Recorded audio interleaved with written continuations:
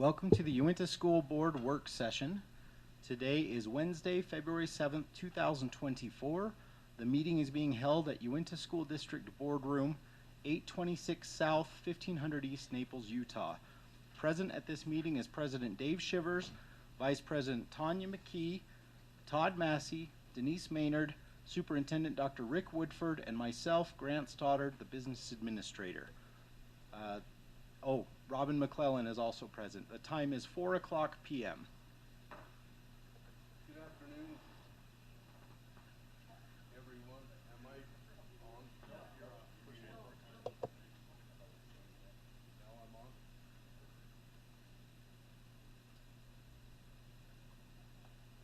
No, I can't have more than one button, right, Tanya?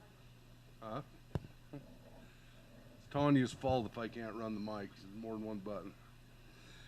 Welcome, everybody. We're going to get started. We have quite an agenda this afternoon, and I was late enough I didn't find out who the reverence is. Tanya, would you do that, please? The reverence will be by Elsa.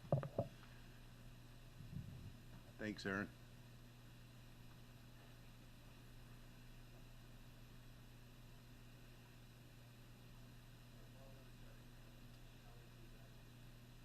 We are grateful to be gathered here as members of this community and with interest in our youth and the children of our community and their education. We pray that these proceedings will be guided by Thy Spirit, that we can always do what is in the best interest of the students that we serve. We are thankful for this beautiful land that we live in. We're thankful for this rain and snow that will provide water for this dry land. And we, again, thank Thee for this opportunity and ask for Thy guidance in the decisions we make. In Jesus' name, amen. Amen. Thank you, Aaron. Okay, now we're going to jump into the leadership governance part of the agenda, and we'll turn the time over to Superintendent Rick Woodford for that. Okay, thank you, President. Board members, we have quite a bit of policy work we're doing on the leadership governance side. Those would be our 001, 002, and a few of the 003 policies. But it's nice that that we're getting through those and actually not just learning more about them as a board and an admin team, but we're also making some good changes along the way. So the one on our leadership governance calendar that came up for this meeting is 002.0500, which is administrative regulations and procedures. I have attached in board docs both the current policy so you can see it and then the proposed policy. If you click on the proposed policy, it's actually a kind of a red line version, right, with strike throughs and all of that. You can see in red what we've added. We did talk about this just briefly in our meeting. This is not first reading, by the way. This is just a informal feedback so that we can go back one more round to our executive committee. We'll bring it back for first reading next month. So what we've decided is that we should add the word procedures in there just to be clear that we're talking about administrative regulations and procedures. Sometimes those are used synonymously. But nevertheless, we added the word procedures everywhere you would see administrative regulations. In 2.0, you can see the changes, right? The superintendent will develop and establish administrative regulations and/or procedures as needed to implement board policies. So when required by policy, certain administrative regulations and/or procedures will be submitted to the board for review and/or approval. So the way it read before is it was unclear whether we should submit all procedures to the board for approval. And so we really clarified that. And then in 3.0, in some cases, administrative regulations and/or procedures are embedded in policies adopted by the board. In such cases, the board must authorize changes in the associated administrative regulations and/or procedures through the policy revision process. So what that means, again, if the board has policy that includes some, we try to keep those separate, but sometimes you can't. Oftentimes, because of the way statutes are written, we mix and mingle policy with regulation or policy with procedures. In those cases, any changes to the procedure has to be authorized by the board through policy revision. So just wanted to really clarify that, right? What I'd like you to do, since this isn't a first reading and we don't want to take a lot of time on this now, but I would like you just to read through this and provide some feedback either to Dave, Tanya, or I, so that we could take this back to executive committee and polish this up. But this is just the first initial draft. Could have, yeah, if you'd like, take a few minutes, yep.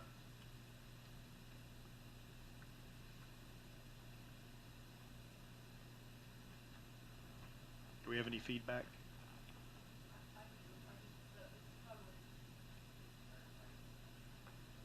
So on 2.0, oh, did we take, oh, so second sentence, Uh-huh. when required by, I don't know why, what did I write?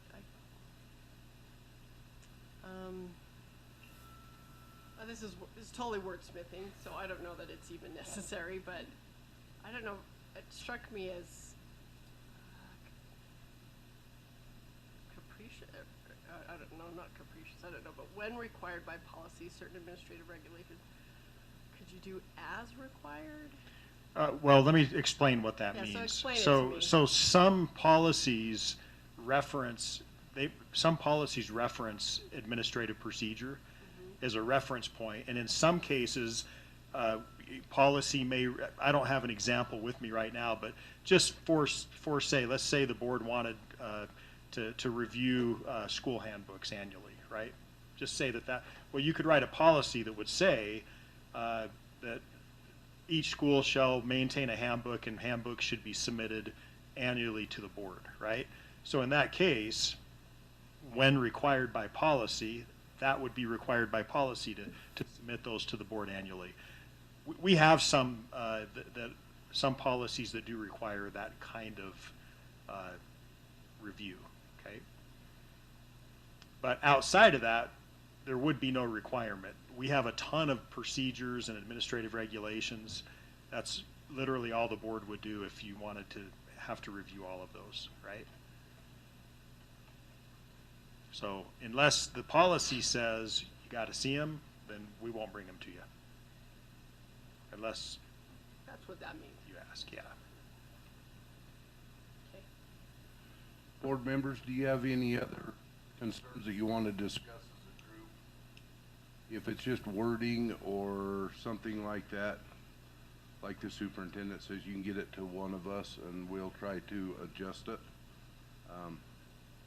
in our next executive meeting. Is that okay with everyone? Okay. With that being said, we're going to move on to committee reports. Somebody want to kick us off? Yeah, I mean, I got an email. You do it. Go ahead. Go ahead, Todd. You guys ready? Yeah, we're just discussing foundation. That working? All right, there it's working. As far as finance committee goes, we met earlier this week. Most of the items that we discuss will be on tonight's agenda. And so I think as far as kind of going through those, I may be killing time, but fund balance policy is obviously one of those things that we'll talk a little bit about tonight. The language in the USD facilities plan also will be something I believe we're talking about tonight. And then the budget. Budget for the football field, we'll kind of chat about that. We're not talking, are we going to review that tonight? That's at our special board meeting for capital outlay later this month. So. Later, that's right. So we'll chat about that at that time. So, and that'll just be, you know, the cost of that has obviously gone up from what it was initially to place it. So we'll talk a little bit about how we'll proceed with that. So, other than that, like I said, I don't want to kill time just because we'll be repeating everything tonight. So, That's all I have, President. Okay. Denise, are you ready? Okay, so we didn't do a risk management one yet. I think that's next month, or the end of this month. But I stepped in for Robin for foundations because she had to judge state drill. And so they just went over, the state of the district is coming up February 27th at 8 a.m. They talked about what they raised from Gentry, and then what band or concert or what they want to do next year. They gave ideas for that. And then they voted on the grant stuff, but I don't think we're supposed to say anything on that. I didn't vote because I wasn't part of it. So, and then Storytelling Festival, March 18th and 19th.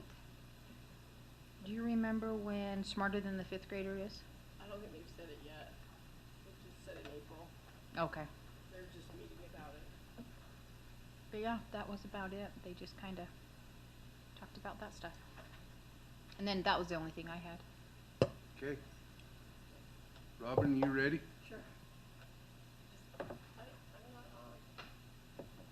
The one's a mute button. Hit the other one. The other one's just a mute button. You're still not on. I'm hitting the power.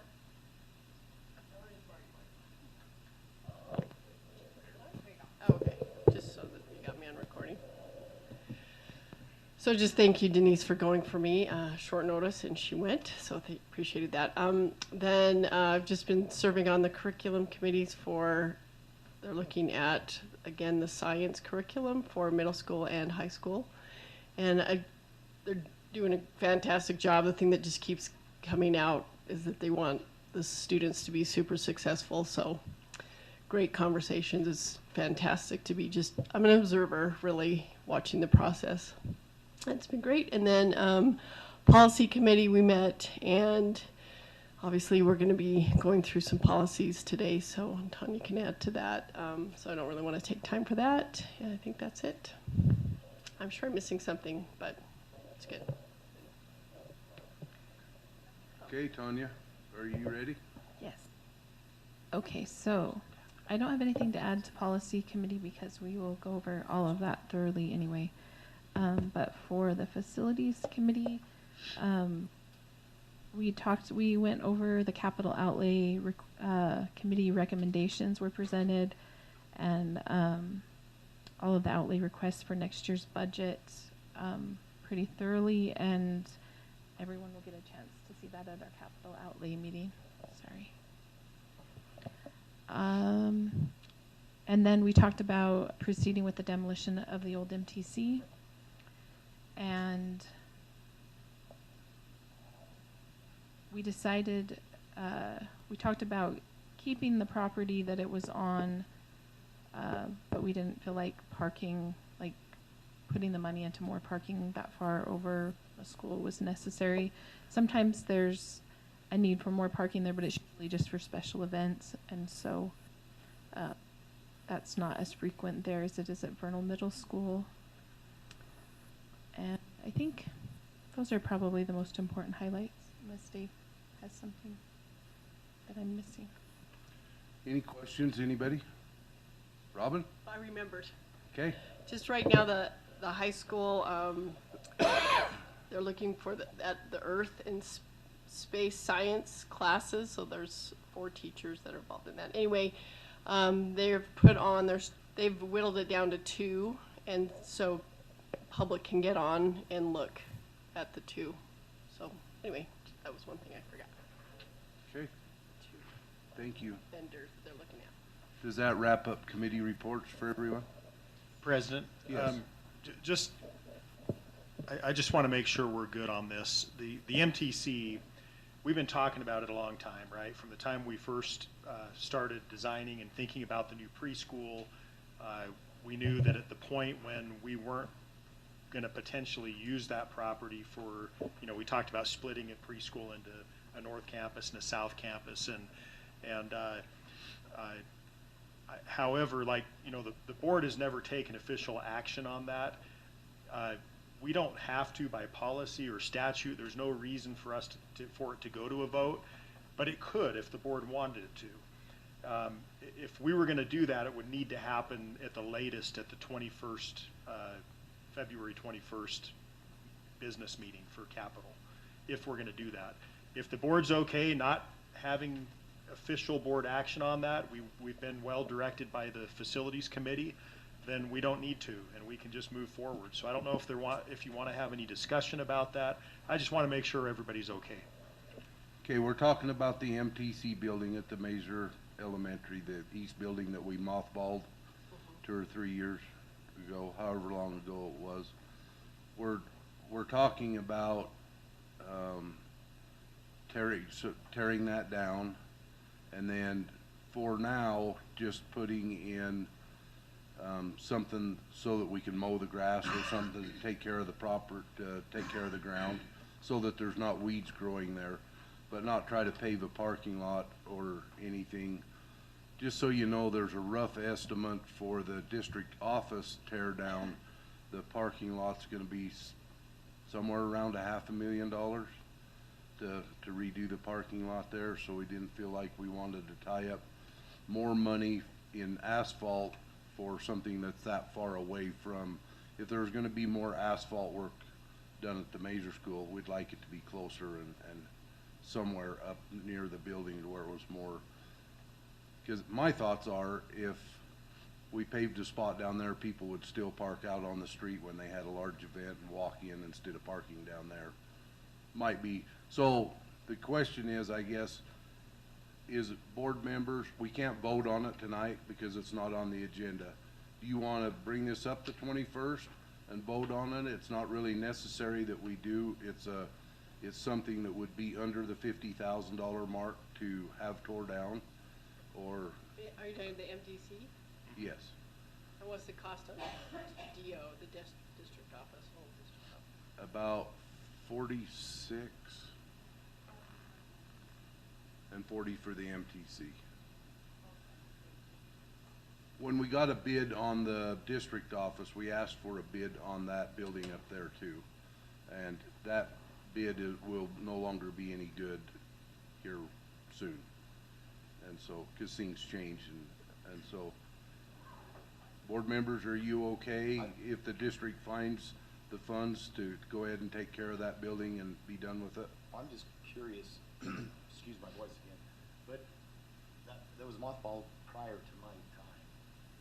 Did we ever look at selling that piece of property, or? Okay, so there's a couple of issues with that building. One, all the air handlers need to be replaced. Like it was like $1 million, if I'm remembering correctly, just to renovate the HVAC system in that building. So there were some major expenses that it would cost way more than the value of the building. Plus, we really didn't want to sell that piece of property. We have to have it because our buses use it as part of the bus loop. So the parking side of that. Yeah. Yeah, it wouldn't be of any value without that. That's right, yeah. All right. So we considered all things a long time ago, but then That's just set. got pretty set on, if we're not gonna use it as a district facility and renovate it, then we would like to just, go through that demolition process and preserve that property. Everybody okay with that if we just leave it as is then? And if we find the funds, we'll just have it get it taken care of. Yeah, we've found them, and like, Okay. when are they scheduled? In a couple of weeks? I believe next week is when they were planning to start, so. Coming out of the Capitol, or? Is the Mazer School using that in any way? What's that? Oh, go ahead, No, the Mazer School's not using it. We had the electricity and water turned off to it. Yeah, it hasn't had heat in it. for a Since while. me and Robin's been on the board, but since before you guys got on the board, because we didn't want the utilities there. And just what about that, The outbuilding, yeah. What do we call it? It's the clearinghouse. Clearinghouse, thank Yeah. you. That's not Could never gonna be think of a demoed, name of right? it. No, that's Is it? being left alone. That'll stay there for Okay, now. that was what. And to answer your question, Robin, yes, we'll be using the discretionary funding that the board approved for the business administrator to pay for demolition there. So many buckets. So many buckets. Okay, are we all right then? Because it sounds like, have they started on the district office? Did he hit there this week? I haven't Does been anybody past know? there. Aaron, they have? Okay, yep. So the district office demolition's been started, so it sounds like he's gonna go from one to another, and so nobody will It'll be happen surprised fast. then. Okay. Thank you. I didn't want to get us in a spot where you drove by there and it was gone and wondered, did we really talk about that? And, Right, yeah, okay, Yeah. good. after the fact. Okay, item number 2, policy revisions, policies for approval on first reading. I'm not gonna read all the numbers. We're gonna turn the first one over to Grant Stoddard, our business administrator, to walk us through it. Okay. Thank you, President. There we go. So the first policy I have tonight is really not a policy revision or substitution. It's actually to eliminate a policy. And I had a chance to talk with Dr. Lease, our HR director, about the process of moving forward with eliminations. I got asked earlier today about do we need to do a first and a second reading on this? And our understanding is that yes, we'll need to do a first and a second reading before we eliminate the policy. So this is coming on first reading. This policy, 0070415, student insurance, is one that is very outdated. It's one from that was passed in 1985. It references positions that no longer exist in the district, such as the clerk, and it really isn't appropriate for our school district at this point in time. It says that we will be providing student insurance. It also talks about how, you know, I would, in my office, you know, pick the insurance policies that would then be offered to the public and all of that, and we just want to get the district out of the insurance business. The other part of the policy that is of note is that it requires students who participate in athletics to get athletic risk insurance or athletic accident insurance, and UHSAA currently requires that already, so it's not like this will suddenly mean we have a lot of athletes playing without accident insurance or a waiver in place. But what this does do is allows us to stay out of picking and choosing insurance companies that we point our parents and athletes to, saying, hey, go get athletic insurance or athletic accident insurance from this company, which is something that just seems inappropriate given that we're not playing favorites to various insurance companies. It allows parents to make their own choices and decisions about which companies they're going to go with and or get a waiver. So it's just an outdated policy that we feel, and we discussed it in policy committee, and the policy committee felt like it was worth eliminating as well. So bring it to you on first reading and would recommend that you approve eliminating the policy. Board members, any questions for Grant? Okay, with that, we're gonna go to 0020451, and Dr. Woodford will take that one. Okay, this one is decisions in the absence of board policy. And again, this is redlined, so we've had some good feedback on this already. When a situation arises that is not addressed by board policy and requires immediate attention, the superintendent will act to resolve the situation. 2.1 is a new added paragraph. So board notification and review is the title. Under that 2.1, when the decision presents significant personnel, financial, political, and/or student consequences, the superintendent shall notify the board to report the situation and his or her decision. So that's just a communication piece, right? 2.2, the superintendent's decision may be reviewed at the next regular meeting of the board at the discretion of the board president. It used to say it will be. And if you remember, the issue here is that probably maybe half of everything we have to do is really addressed by policy. Not everything is addressed by policy. There's a lot of decisions that are made that are not addressed by policy. It happens all the time. It wouldn't be feasible or realistic for us to be bringing all of those things to the board. As many of them are not non-consequential. They're not significant in nature, but we have to use common sense and move forward, right? To be able to operate. So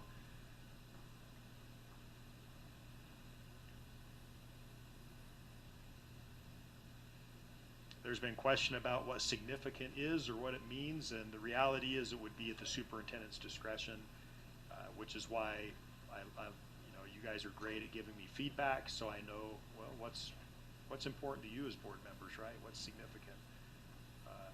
Trying to define that in the context of all the various variables out there would be really hard to do.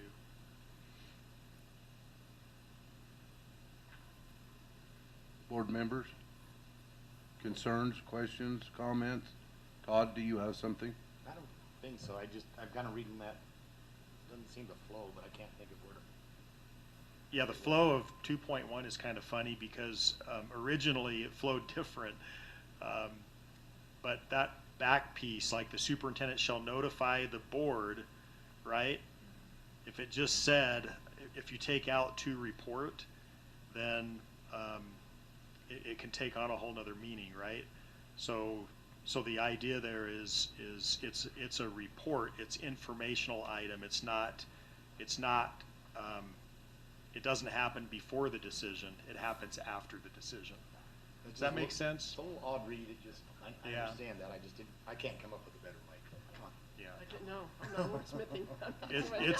It's tricky, but it's very important that it's Yeah, a report and not a come to the board for permission. Yeah, in our previous discussion. Before I making think those this discussions. fits that, Yeah. what we talked about. So.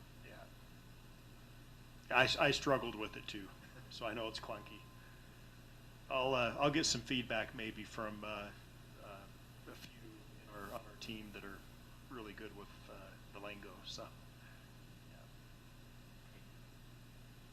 Yeah. Okay, thank you, Superintendent.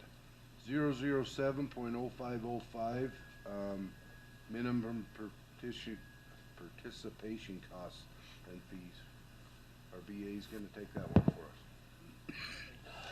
Okay, to start with on this, a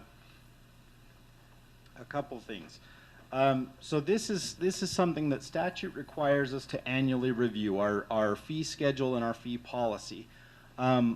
We discovered as we started, and so this is typically handled by the Student Services Director, and as we're well aware, our Student Services Director has recently passed away. And so in his absence, I was asked to make sure that we don't drop any balls related to school fees, and so I'm coming to you today recognizing that I'm not the subject matter expert in any of this, and just preface it with that. So have mercy on me, I guess, is what I'm asking. But what we've looked at, and I've got to thank Rodrigo Jurado for his tremendous help with all of this. He was great help with reviewing what the code requires to be in these policies, and also just helping to explain how the process works a little bit better, and helping to make drafts and edits and things. So what we've got before you today is we're bringing before you the school fees policy, which is 007.0505. If you looked at the agenda earlier, there was a typo in the memo that has since been corrected, so we're looking at the right policy here. And in board docs currently, there is a 007.0505 the policy, and a 007.0505 the schedule. The policy has not been reviewed since 2019. The schedule has been reviewed on an annual basis. It was last reviewed in 2023.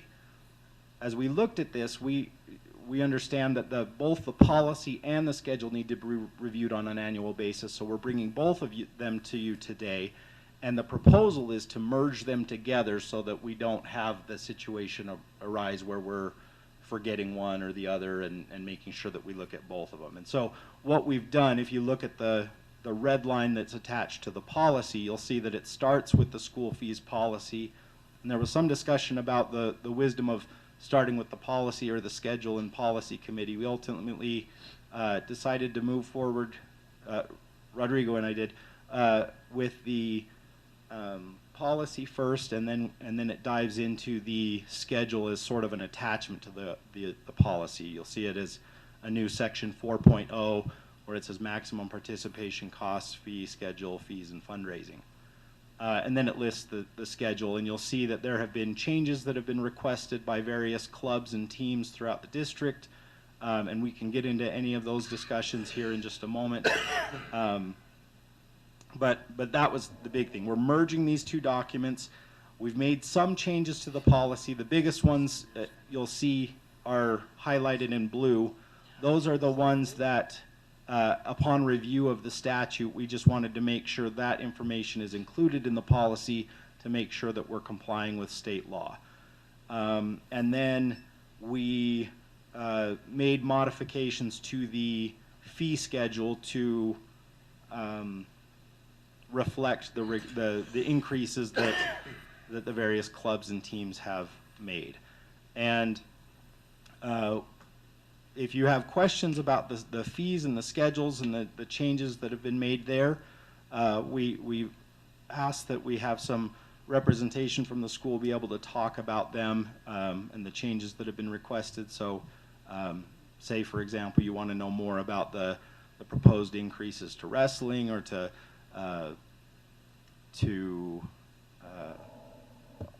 cheer or any of these other ones, we'll invite whoever requested this, their representative, to come up. The one thing I do want to flag, we don't have one of them here, like they were asked to. So then we will do our best. Alone, Grant. And Rodrigo will save me in some ways for some of them, but there are others that we're gonna. My understanding. We were told that we would have. Right? Yes, So there's a teacher recruiting. that's true. We have some recruiting, and we have assistants that are probably hardly have their hands full because some are recruiting. Well, yeah. Grant, I just have a question, and not on any particular one. These that are in blue, did they have large increases, small increases, or is that different between item?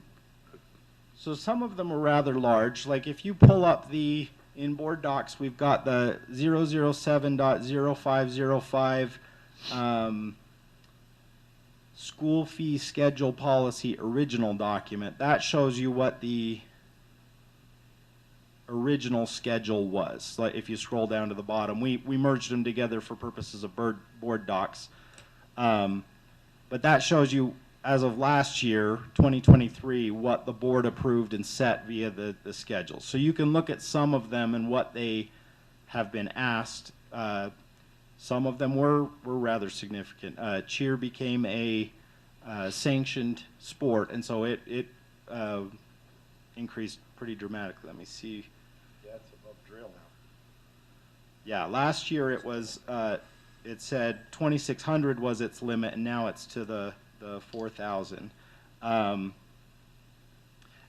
with that, one of the things that we did, and we discussed this in directors meeting a little bit as well, we talked about raising the maximum annual cost. If you remember, I think it was last board meeting, we discussed how there's an out-of-cost maximum for each student. So if a student decides to go to wood shop and incurs a fee there, also wants to do football and incurs fees there, and other sports, if those total more than currently $3,000, then that student will only pay the $3,000.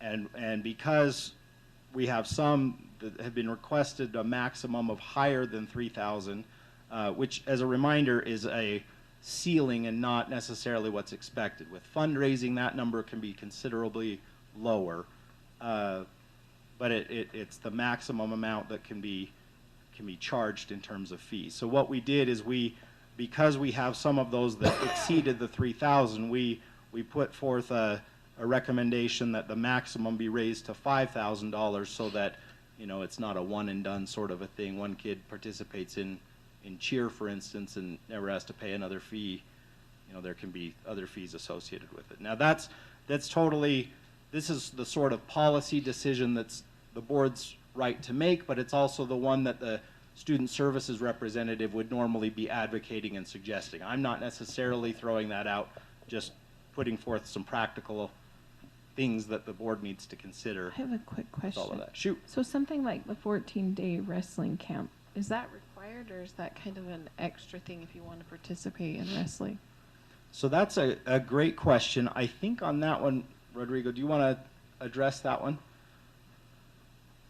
Yeah, where you're looking at that, Rodrigo, that's the invitational tournament as well. Some of those that I just assume they're by choice. And why are they on this list? Yeah, I don't think that necessarily So, should count. yeah, so the rules do require us to have them on there, even if they are optional, and even if the money's not being paid to us, right? So for the 14-day camp, I know that's an optional camp, and it's one that the students have to qualify for.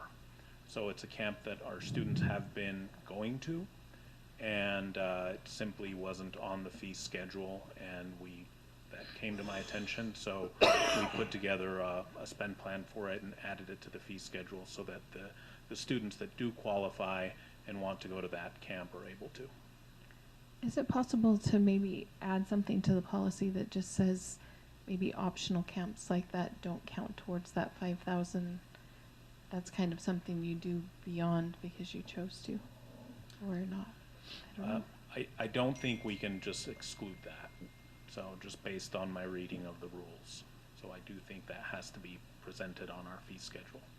I think that's the case too. So- Certainly we can look at it a little bit more to see for sure on that, Yeah. but I don't think that it's one So- that's one that I think the state law binds our hands in that regard. Yeah, so what it comes down to is if the activity is sponsored or supported, and, there's a whole technical definition to that, so pretty much if we encourage it, advertise it, or send our people there, which the wrestling coach does go to that camp as well and helps with that. So because of that, it does have to be there Okay. on our schedule. I just, if I remember right, it seemed like maybe the high school had a little bit, in our policy meeting, had a little bit of concern that when you add those kinds of things in that are so high, where are those funds going to come from if that student needs it to be covered by the district? That's a pretty big amount. Yeah, and so I guess, are you meaning, so if like a student that was on a fee waiver Mhm. qualified for that camp and wanted to go? Yeah. Yeah, so that's an issue that Grant and I are starting to delve into as far as procedure goes. My thoughts and recommendation on it are that the club first use up its excess fundraising funds or any balance that they've carried over from the prior years to cover that, and then at that point we would discuss either using school funds or district funds to cover the cost of that. Okay. I think we need to have like a little more discussion on that, because I think at least it seemed to me that the high school wasn't clear on who was going to pay for that, and so maybe we need to have something more clear, I guess. Understood. Yeah, and it's something that we're looking at into, and I have some draft procedures written up for that on how to address those issues, and it's something that I'll be revisiting with Grant and also working with administrators on. Superintendent? Yeah, I think one of the issues that we've got to probably attend to on this is that, we kind of mesh a little bit between the club and the school wrestling program. That's always, there's some gray water there, and I'm wondering, again, the 14-day wrestling camp, is that part of the high school activities program, or is that part of club wrestling? And I know this is an issue. I don't know how we can define it. We all know that we need to allow that meshing to happen because it's what's made our wrestling program so strong, right? So we don't want it to go away, but maybe there's a way to define it in that 14-day wrestling camp just doesn't show up as part of what we do as a school, shows up on the club side. Sure. So I think that's a conversation for the athletic director and the wrestling coach. I'll be happy to be a part of that and provide my input on it. But just the way we're currently running things, it does require that to be on the fee schedule. Where our staff are attending, we're covering some of the costs of employees going out there. Then it needs to be on the fee schedule. And Rigo, I know You're not on. one of the things we talked about in regard to the, who pays what when there's a waiver, correct me if I'm wrong, there's not super clear guidance from the state as far as how that's to be done, and that's why we're trying to develop what's the best procedure so that we're not necessarily overwhelming the school, for instance, with a situation where they've got suddenly this massive bill to cover for a kid who qualifies for the wrestling camp, for instance, gets a fee waiver, and then the district's on the line to pay for that in that scenario. As Rigo talked about, there are situations where, because of fundraising efforts and things, there have been funds in various clubs and teams that they've carried over in significant amounts, and so we can look at exhausting those first before then passing it on to the district. But it is something I think we need to get input from our stakeholders and be able to make a solid decision on that. So, Correct. Yeah, and it's something that everyone needs to be in agreement with, and that it's the best way to handle these things and proceed. But as far as removing it from the fee schedule, I mean, I'm all for it. We just have to change the way we're doing things currently. So. Okay, board members, if you have any other, we want to keep in mind that the law states that by April 1st, we'll have this approved.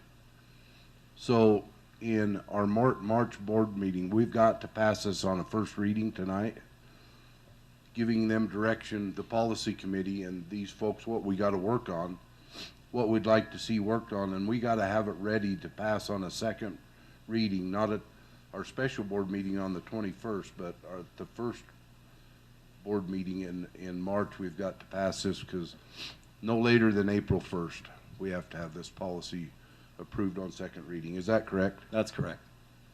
Could we maybe ask that before we vote on it the second time, that the athletic director maybe meet with the wrestling and kind of give us an idea of what the possibilities might be, or even maybe numbers of, like, how often does that even happen? I think what even would be better than that, Tanya, is that them people should meet and give some recommendations to the policy committee, so that you guys have, when you have your next policy meeting, you guys have that information so that you know what you're putting down before you bring it back to us in March. Am I out of line? No, I kind of feel bad because there's not a lot of clarity here. Let's just call it what it is. And we're in a unique situation here where wrestling has evolved over the last several years into what it is now. Okay, none of us want that to change because, well, we win a state title every year. Kids are happy, families are happy. It's going really well. In fact, we'd like to see some of our other programs kind of adopt some of the same kinds of things our wrestling program's doing, right? With how they run feeder programs and off-season activities. It's fantastic, but it doesn't fit in the cookie-cutter mold of how the state of Utah wants us to operate. So we've already done some things to try to clarify this a little bit, but it may not be resolved this spring. I mean, just these are big issues that we got to work through. So instead of trying to clarify some of that so much, when we look back up in the fee waiver policy, and maybe we adopt a change there of some sort that talks a little bit about the fact that these kids have the ability or the opportunity to be given fundraising opportunities to meet that payment. And if we wordsmith that a little bit, maybe we can get that, because I'm with you. I I have questions on all of these that you've marked in blue have a tendency to increase, some almost double. Sure. And Todd, Some with go down. your mic a little bit somewhere, it says it's on, but you're not coming through the mic.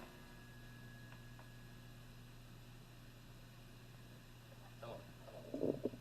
Switch. Check your knob on the back and see if you can turn that up a little bit. There. Try to- Hello. Now, turn it up on the back. Yeah, back. Good morning. Hello. Hello. Testing, Mic check. testing. Mic check. All right. There's switch. That doesn't seem to be. Robin was right. It just didn't work. Sorry. So looking at these, some of these have almost doubled. I'm just curious of clarification in that when we did. Seems like last time when we reviewed those, we had the reasoning behind. It just doesn't. Sure. You look at cheer. So- you look at. Just So- more information to go along with that, maybe. Yeah, so I can share with you what I know in the conversations that I've had with the various people. And like I said, I don't have all the answers, but I can definitely inform you to the best of my ability. So with cheer, like they mentioned, cheer went from non-sanctioned to sanctioned. So now they're traveling, they're competing, and they have a lot of competition fees also. So we anticipate the cost of cheer is going to be the same, if not more, than drill team, right? So the fee that they charged is not at all covering. And so what you have to remember is that the fee includes both what the students fundraise and also what they pay out of pocket. Right. So we have to include both amounts. We can't just say it's just what we're charging So, them. so did that out-of-pocket increase? I guess we had knowledge So- of what that out-of-pocket was So before. not necessarily, Okay. right? It doesn't mean that they're all going to pay more out of pocket, but it does mean that they need to fundraise more and generate more funds. So they currently have a deficit in their account. They're in the red, they're in the negative just because of the cost that it's cost to run this year. So they had requested an increase up to $4,800. The athletic director thought that was way too much. So it's actually only at $4,000, which has allowed us to keep that, that per student maximum down to some extent. I mean, honestly, travel costs have just been growing and growing, and that's really the biggest driver of these increases. But if it's travel costs, you can look at like boys soccer is $555 and cheer is $4,000. There has to be something far more significant than travel costs there. There is, yeah, for sure. And for cheer, I mean, it's going to be your uniforms, it's going to be all the outfits and the choreographers that they have to hire. I mean, that's what I'm seeing on the spend plans. If you needed more information than that, I mean, I would direct you to the athletic director or possibly to that coach, just because I really don't have any additional detail. But I do know competition fees, choreography, uniforms and outfits. I mean, that's a huge part of the expense of that activity, and it's very similar to what drill is. And one thing with drill and cheer, they're both 10.5 months long. So they're almost a year long, and so that's some of the fees. And so, we looked at a couple other districts, and our fees are not, I mean, they are higher, but they're not completely out of the ballpark. Yeah. And we're to travel always. And so, One- that's what I've observed. One thing that we could do, board members, is we can make available to you the spend plans so that you could look at those as well. And then, as I mentioned, we did invite representatives from the various locations throughout the district asking for fee increases to be here tonight, but we can have a bigger push to make sure that they are here ahead of our next meeting so that they can answer any of your questions about things on the spend plans and that. Great. Yeah, sorry to put you on the spot. No, you're there, fine. I'm glad to answer. I'll answer Yeah. what I can. Anything else? I did want to just address one thing. So Todd had mentioned the possibility of addressing with the fee waivers, having it say something like that in the policy that they need to do fundraising activities. Correct me if I'm wrong, Rigo, but we're not allowed to require them to fundraise if they're on a fee waiver. Is that right? So, if you require fundraising, it's the same as we have to report it and have it approved on this schedule, the same as if it were a fee. We can't require individual fundraising, but we can require group fundraising, which is the bulk of what generates these funds is a required group fundraising. But again, those amounts have to be reflected on this schedule, just as if somebody was paying them out of pocket. Yeah, I guess that's what I was referring to, was 3.6.2.1 basically does state that we're not authorized or established to allow for or require individual fundraising. And so I was just wondering if that's policy, or is that That's in the something, if we rules. make a change there, that's why I was asking. No, Yeah. Go ahead. No, that's in the board rule, that we cannot require individual fundraising. But not the state rule. But not the, No, it is the state or rule. the state board rule. Okay. State board rule. State board rule. All right. So- I guess that's what I was getting at. Yeah, so that's the tricky part with this policy, the way it is, you know, Rigo and I, Rigo went through very carefully comparing it to what the state board rule required, what the statutes required. We discussed, you know, making sure that there's what needs to be in there according to that rule, and that it reflects what the current rules and laws are. So largely, this is another one of those policies that largely restates rule, and therefore it makes it much, you know, a more difficult one for the board to change, because, you know, you could change this policy, but it's not going to change the fact that state law requires more than what you might want it to. Yeah, it's messy and not pretty. What other questions can I answer? Or I think for board members, maybe when them guys come back, it would be helpful to me when you say $3,000 for cheer. I'd like to know, and not to pin them down to an exact amount of what, but They should know on that schedule. what does that student pay for when she comes in and signs up for that? What's that family actually being asked to pay of that $3,000? Is it $1,500 or is it $100? That helps me to So, know. I reviewed some of the money that we collected in last fiscal year for cheer, and I think it averaged to about $660 per student. But I could be, those aren't official numbers, but I think it's in that ballpark. Haven't we reviewed those numbers before and passed that in a? We did. So if those numbers have changed, I think we need to see those as well. Which numbers? The Yeah. actuals? The actual out of pocket, Okay. I mean, I'll start gathering those for you. not the actual out of pocket. Sorry, Ernie, but what is The actual. what was estimated out of paid. pocket? Oh, the estimated out Yeah. of pocket. So that should be in their schedule already, correct? Yeah, I have a spend plan. Yeah, I don't want you that to go says to that. more work. Don't get me wrong. Yeah. Just clarify. What's the estimated? Yeah, in our spend plan template, it does provide them the opportunity to have an estimate of what they anticipate. That's what I was thinking. The, yeah. And I think can that's get those usually for been you. close enough, so. Yeah, I agree. So just to recap, we'll be getting you copies of the spend plans for these increases, so that you can see, you know, what they've itemized as far as how much each thing's going to cost. You can make do that review work. Or if it's a new club. Yeah. Oh, the esports club. Yeah, Yeah. finding out about that.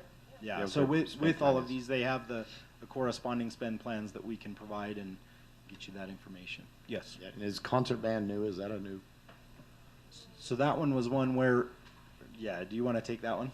So I believe that's a class that's existing, and we've been charging a fee for it, and it was not on our schedule. So the teacher turned in a spend plan for Great. it, which put it on my radar.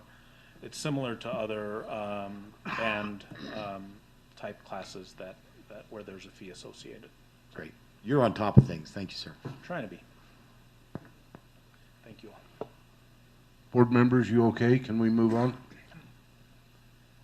Denise, you okay? Yes. Okay. All right, thank you very much. Fund balance policy. Grant Stoddard, will you take that one for us? You mean I'm not done?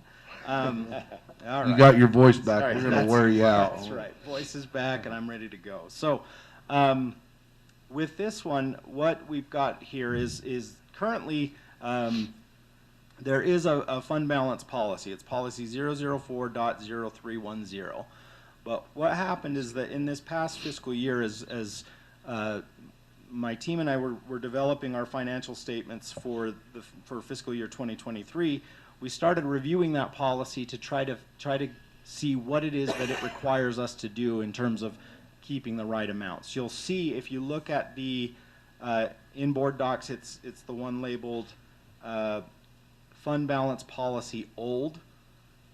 So it's really our current one. You'll see that it talks about kind of midway through the page that the district should maintain a total committed, assigned, and unassigned fund balances in the general fund at a minimum of 20% of total general fund revenues. The problem with that statement is that, well, we have committed fund balances, we have assigned fund balances, and we have unassigned fund balances, and it wasn't entirely clear to us what it's meaning when it lumps all three of them together.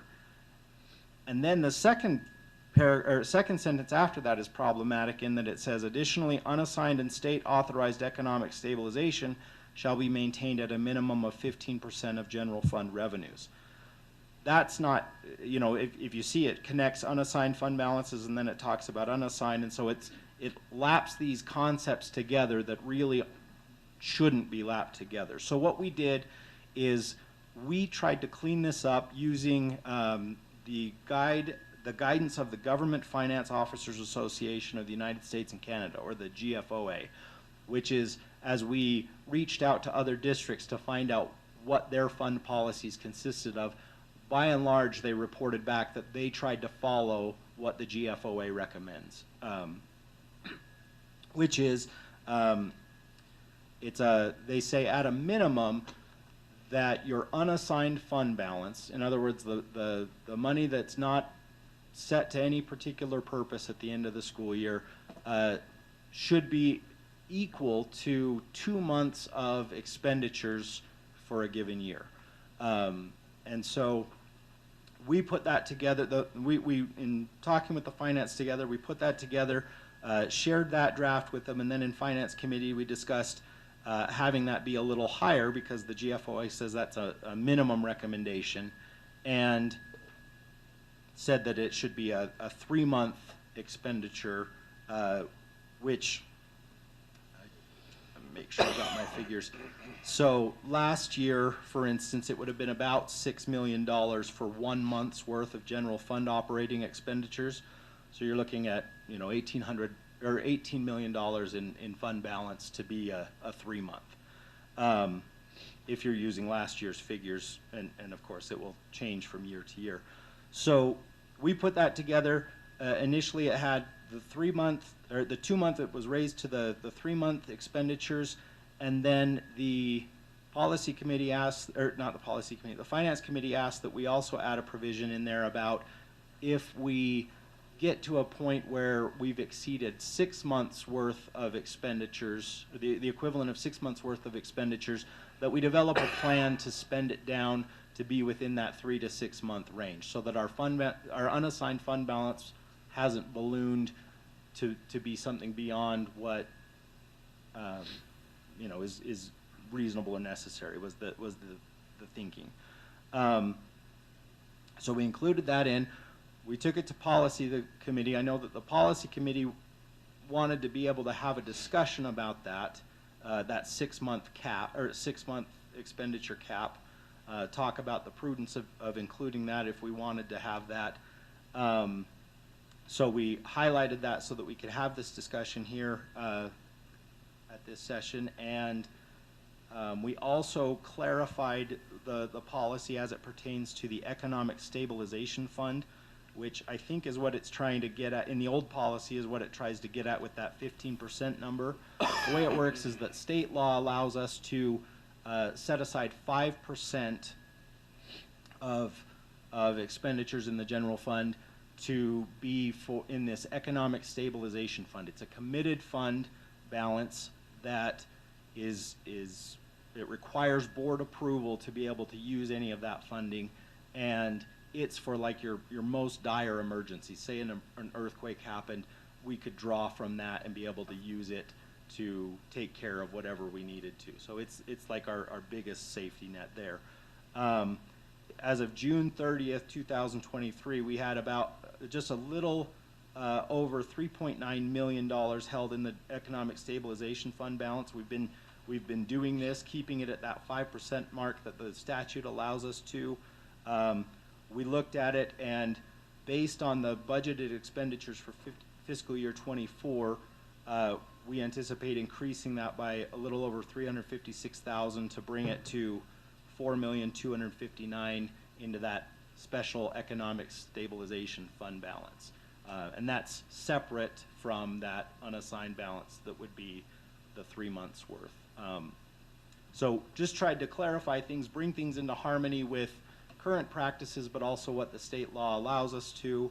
And so the policy you have before you is the fruit of all of this work that we put into it. So with that said, because I know that there's a desire to have a discussion about the limits of this, I will turn it over to you to ask any questions, but also to have any discussion you desire to have.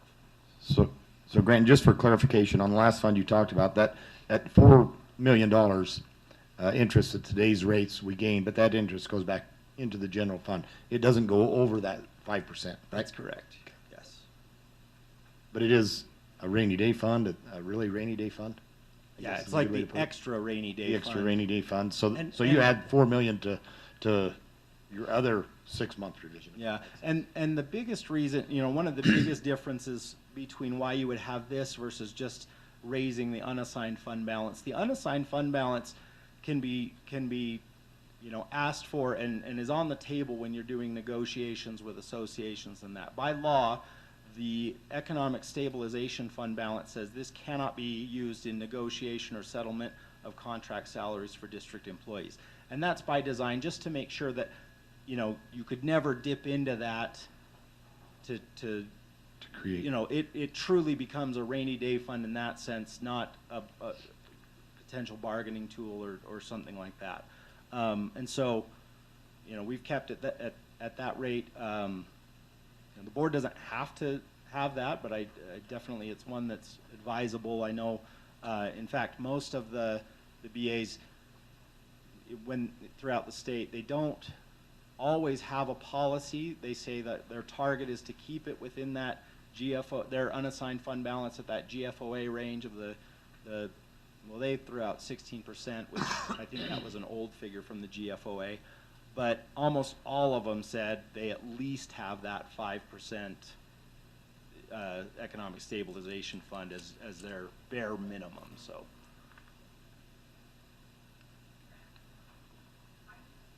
Come on up. Yeah, Kim helped draft this, our CFO, and so I'm happy to let her answer and address any questions and correct anything I may have said wrong. So. No, you said everything great. Just one thing I want people to understand is we do not get all of our federal money July 1st. Sometimes we don't even have an award for a SPED program until February, and we've already spent all those salaries. So we have to have some money in the account to make payroll each month, and that's not the economic. That's different. It's the unassigned that we need to have in there to be able to cover just our operating costs that go on before we get reimbursed later. So I just wanted to clarify that. What's a reasonable amount that has typically been in that, like a percentage or? Well, we're over the 20% right now of what our policy says. Our policy says a minimum of 20%. We're over that 20% right now, but 3 months is, Kim's the one that pushed us into the 3 months. So. Yeah, we need to have 3 months to be able Just to kidding, be making Kim. payroll. And I think that's reasonable. I don't want to keep it growing. That's why I think you also want to always be looking at, we don't ever know how that's going to land until August after the year's done. And to add to this, thank you, Kim. So if you'll remember, when our auditors came and presented, they talked about our fund balance. If you look at the last page of my memorandum, it talks about financial and budget implications. As of the end of fiscal year 2023, our fund balance, our unassigned fund balance, what this section 4.1 would address, was at 23.389. So it was on the higher end of the 3-month mark, but still below the 6-month cap. And our auditor talked frequently about how that was a healthy one and a good range. I guess he didn't say it in that specific terms, but he did talk about, at least with the district audit committee, talking about how that's a healthy one that will help us with things like bonding later on. They'll be looking at this type of information. Do we have enough to be able to cover things like payroll in the event of an economic downturn or something like that? And so it's, the 3 months is more than what GFOA recommends, but I think as I've done more and more research on it, GFOA talks about that 2 months as being kind of the bare minimum, and they actually recommend that and other BAs have shared similar thoughts with this, that many public entities go below what they really ought to in terms of making sure that there's a safety net. So so I feel like the 3-month seems like a reasonable amount, and then we're above that, but still within that 3 to 6 month range. So Grant, as my understanding is yeah, we would like to keep it at 3 months, but I think what Kim was talking about was there are times that we may spend down below that 3 months. So to put that a solid, you can't spend below 3 months and we need to pull from it without board approval, it doesn't make a lot of sense, but yet to put the verbiage in there to where if we need to, if the county hasn't sent us a check until March and we've been spending 2 months and we have less than 3 months in there because we've spent 2 months, we've only got a month or 2 months left. It doesn't make, So you're saying in practice we should have 3 months, a practice of having 3 in months. the policy, In the maybe it should policy. still say 2 months. Yeah, well, and yet as it was explained earlier, if you let that grow, it obviously becomes a bargaining item, or it becomes an item of who's going to do what with that money. And at what point do you say, okay, we've had that balance well over 3 months? Yeah, it's one-time money, and so it's really hard to spend. So it's just money that sits there that looks.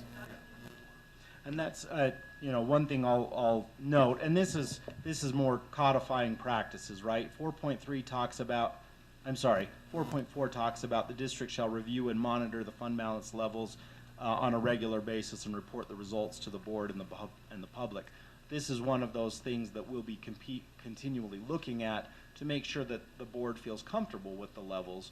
I feel like this is important, and actually as I reached out to other BAs, they just talked about how they especially those that didn't have formal policies in place, they felt like they wished they did, that would help guide them in terms of appropriate amounts. And so I feel like we're kind of ahead of the game and moving in the right direction, having something that says, we're going to keep it at the minimum 3 unless the board tells us to go otherwise, and then we'll be reviewing and making adjustments if it gets to a higher limit, if that makes sense. President?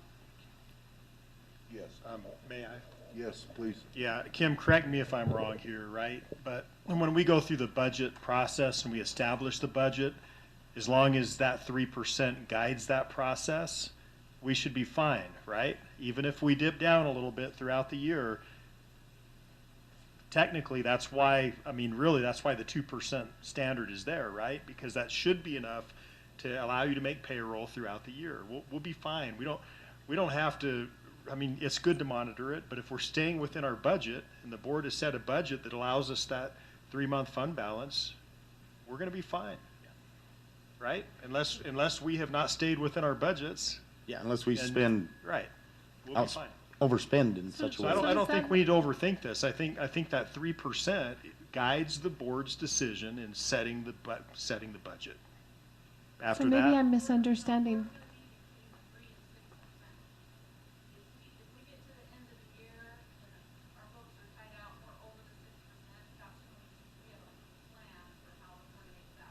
that's right. You spend it down, and you do that when you set the budget for the next For year. the next year. So Yeah, it's not it's like all we just about go the throw that budget money away. process. is built into the next year's budget. But does setting a minimum like cause problems for you that you can't spend it if you need to? Okay, Like, should we just set a maximum? Let me I'm explain trying to again. so maybe I So understand. we need to probably change the language, so it doesn't, the policy shouldn't say you can't dip under that amount. It just should guide the board in the budget development process, so that the board is budgeting, so that our carryover will be between 3 and 6 months worth of, yeah, I mean, I think that's the We're key. just- It's to make, it stabilizes that department's ability to continue to function without having to neglect a project or do whatever, waiting for money. Yeah. We just need to make sure that the language states is such that if that department dips to 2.6, it's in that fund, that's not an emergency, and that takes care of what you was talking about. That it's not an emergency, but it's a target. So we just gotta make sure that the language states that that's our target, not that we can't go below the 3% without. Yeah. Correct, board members? Yes, That's how we Rob? see it. Right. To get about, I agree. Robin? Just a layperson's question. It is this microphone. So, can't you back into it? Like, you have trend data, right? You know when, looking back, you know when we're gonna dip down and we need to dip into it. So, like, can't you back into it and like so we front load it, like I'm saying, so you know when we're gonna go down a lot, so then we make sure we're up. So say we. But right, but to not go below the 2% is, I'm just asking to not go ever below the 2%. I'm just saying, you know, why not have just a thought, but then I have another question. Yeah, but it's so, on a so different- this might be helpful in terms of conceptualizing it, right? Like, I mean, if you're, and I don't know, Kim, you might, I'm going out on a limb here, so you kibosh me if I've got it wrong here, but, but I mean, like, if you think about it in terms of like your household budgeting, right? You do it typically on a monthly basis, and you start with, you know, I've got about, 3 months, safety fund to make sure that I can cover all my expenses for up to 3 months or whatever. It's sitting in that account, and then you plan what you're going to be spending on for the rest of that month. It's essentially the same idea here at the district. It's just that we're doing it on an annual basis, and we're saying, okay, we're going to make sure that we have 3 months worth of expenditures in that, sitting in the checking account should we need it for whatever reason. And then we're making credit card payments and other things along the way, and we take care of those, and we get our revenues into the income, and makes it so that we stay at that level without dipping in and otherwise, because we're sticking to that budget throughout the way. How'd that sound? Right. I get that, but I just So say, is this why number don't? supposed to be the target of where we end the year? We're projecting that all throughout the year. We kind of know our hope as well, our building next year's budget, where we're gonna possibly fall with our fund balance. So we can maybe build some in or pull some back if we need to. We're projecting that throughout the year. And then at the end of the year, like, and we know we're solid after every last little thing comes in. And then gets reported in our audit, and sometimes there's a surprise, like we got a $1.2 million check August 24th.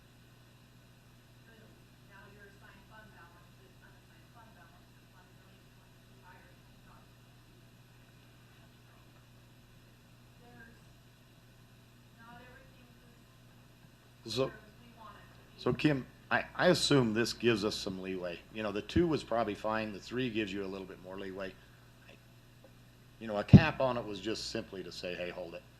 Let's don't try to build this up in future without us being board members someday. Let's have a plan. Yeah, and that was the whole theory behind it. So. The other thing it does for us is, you know, when we have negotiations, right, that's going to be a stopgap, right? Can only go so far with salaries until we know that we're going to eat into that fund balance. Another thing that happens is oftentimes we'll have positions we can't fill, and so we budget for it, but we end up not paying those people. That increases our fund balance. We had a lot of things happen through the pandemic, right, with all the ESSER money, and so it is. It's not a perfect science, but again, I really believe the important thing is on the budget side, it's what we plan for. That's the important thing, right? Can I ask just two more questions? These are super, just, you kind of alluded to this, Graham, but how do we maintain the highest bond rating possible? Just educate me. I mean, obviously you have some fund balance, it sounds like, but how do we do that? So I personally don't know that off the top of my head at this point. I'd need to research that Okay. more. I'd just like to know. I don't know if you want to comment on that, Kim. Okay. I'd like to know that. You're pretty guaranteed that if something goes wrong with their day-to-day operating, if they have fund balances, they're still gonna pay for it. Maybe we can reach out to Zion's, but I'd like to know. I want to know the optimal bond rating. Then, And I think, Robin, that every financial institution will give you a Little tiny bit of difference. a different answer to that, but maybe there's common something. And then we talked about this in policy committee, but because it's specifically for Fund 10, this is just something we can probably take up there again, but should we have something in the title about, because when it's just fund balance policy, like my brain goes to Fund 10, Fund 32, both. So I don't know, that's something. Yeah, we could consider that. I think I don't one know. of the So things general that we fund. discussed in General Finance fund. Committee, because Todd asked the question in that committee about, you know, are we going to develop something similar for our Fund 32, our capital fund balance as well? And I know that was something that got brought up in Policy Committee. We started with this because the GFOA makes the recommendation about our general fund. It doesn't, as far as I've been able to find, it doesn't have a recommendation when it comes to capital fund. And as I've talked with other business administrators throughout the state, there's not really any one of them that I'm aware of that has a solid, here's what it is. Now, Jordan School District, for instance, did state that they have targets with their capital, but not necessarily a formal policy that says here's how much it is.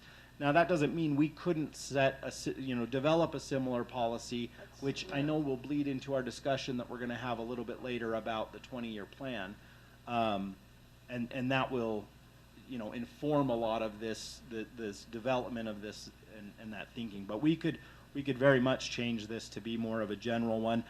This does address that you know that you can create other fund balances and things. So, you know, I feel like it's probably fine to just say Leave it. fund balance, but Okay. but we could discuss that further and explore It's that. not a big deal to me. okay, board members, we ready to move on? Okay, thanks, Grant. Thanks, everyone. Appreciate you. Policies for approval on second reading. Do you need a drink of water, Grant? We don't want you cracking out on us.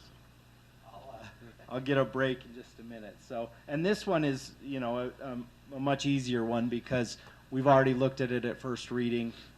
This was the one where it's our current, we've taken our current policy on school board meetings and simplified it dramatically. Instead of restating the law, the Open and Public Meetings Act almost verbatim, an old version, we've changed it so that it cites to that and says we're going to follow that as a matter of policy, and then simply states some clarifications about the classification of records and also set some guidelines as far as electronic meetings are concerned. So no changes have been requested since our first reading, and my recommendation would be to approve it on second. Board members, any questions? Okay, thank you, Grant. Policies on second reading, number 2, 00200305. Superintendent? Okay, President, Board, this is another leadership governance policy, right? This one is titled Board Members, Principles of Operation, Conduct and Ethics. And this actually is on second reading. I just noticed the memo still says first reading. I apologize for that, but this is on second reading. The board's already looked at this. If you take a look at the policy, we got some feedback last month. I think there were 3 specific things we received feedback on. After taking this back to our executive committee, we ended up with 2 of those 3 things in the policy. One of them is in 2.7, to ensure facilities and resources are adequate for the proper functioning of the schools. And then the other one was 4.11. Board members are ultimately accountable to their constituents. To this end, the board may evaluate the effectiveness of its implementation of governance policies at the discretion of the board president. So those are the 2 things. And what I want to do, I'll share the third one with you in just a minute, but if you'll take one of these, and one of the questions might be, well, if the board president would like to assess or evaluate the implementation of policies, how do we do that? So I developed just a 1-page instrument. It's a rating scale, and there's a protocol on how to use it, right? And if you look at the protocol, the first step is you would individually rate. So we take just a few minutes. We take the policy, you would individually rate and give it a score, a 1, 2, 3, or 4, okay? And you can see the those categories and how that language is laid out. Then the second step of the protocol would be to tally the results, so we would average them for the whole board. And the purpose of that, board members, would just be to generate some thought for discussion, right? That's really the purpose of it. We're evaluating and rating, but the whole idea comes back to discussion. So if you look at number 3, it says the scores are used to drive discussion relating to the board's overall assessment of its effectiveness in the implementation of the policy under review, right? But also, the other thing that will come from the discussion is this idea of, is the policy written well? Is it written according to the board's will? Does it align with state and federal policy? And so those are really the 2 questions, right? Are we following it, and is it written well? And after discussion, then the board can direct me and Grant in terms of what we're going to do, what the action steps are. So does that policy then need to go to the executive committee for review? Does it go to the policy committee? Or is the policy fine and the board chair, president needs to say, hey guys, come on, we got to do a better job, right? We got to be more consistent with this. That's it. That's the process, so that it formalizes what we're already doing, right? We have a schedule, we have a calendar. We're bringing leadership governance policies to the board every month. This formalizes the process. And notice it says at the discretion of the board president, because Dave could say, look, we don't have time this month, even though I think this would be a quick and dirty process. President may say, we just don't have time, and it's really his discretion. Or there's some other things we're focusing on right now, so we're going to put this process on hold. That's up to the board president can make those calls, right? Because he decides what's on the agenda. So anyway, so if we keep that last one, 4.11 in place, this would be what I would propose that we use, okay? If you had that question.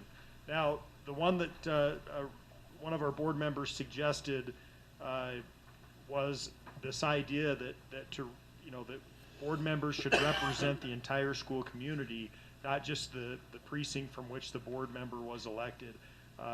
Robin, you had some comments on that. As we discussed it, one of the things that came up in executive committee was that, it is a representation, right? Like you're elected by your district, and that probably ought to be your priority, is to make sure that in decision making, that's the first priority. I don't want to misrepresent what we've talked about, board members. So jump in if you want to, but that's why that didn't make it in there. But with that, President, I guess we'll open it up for discussion. Yes. Robin, you Robin, you had a section that you want to dive into that? Yeah, I mean, I know it's aspirational, and I know it's just fundamentally, I guess, I don't know if I was trained, I just feel like, you know, if part of our vision is unity, I mean, we should be representing everybody. That's just Robin, you know, and if that's the board, the will of the board is not that, and I don't know if I'm saying that right, but I just feel like,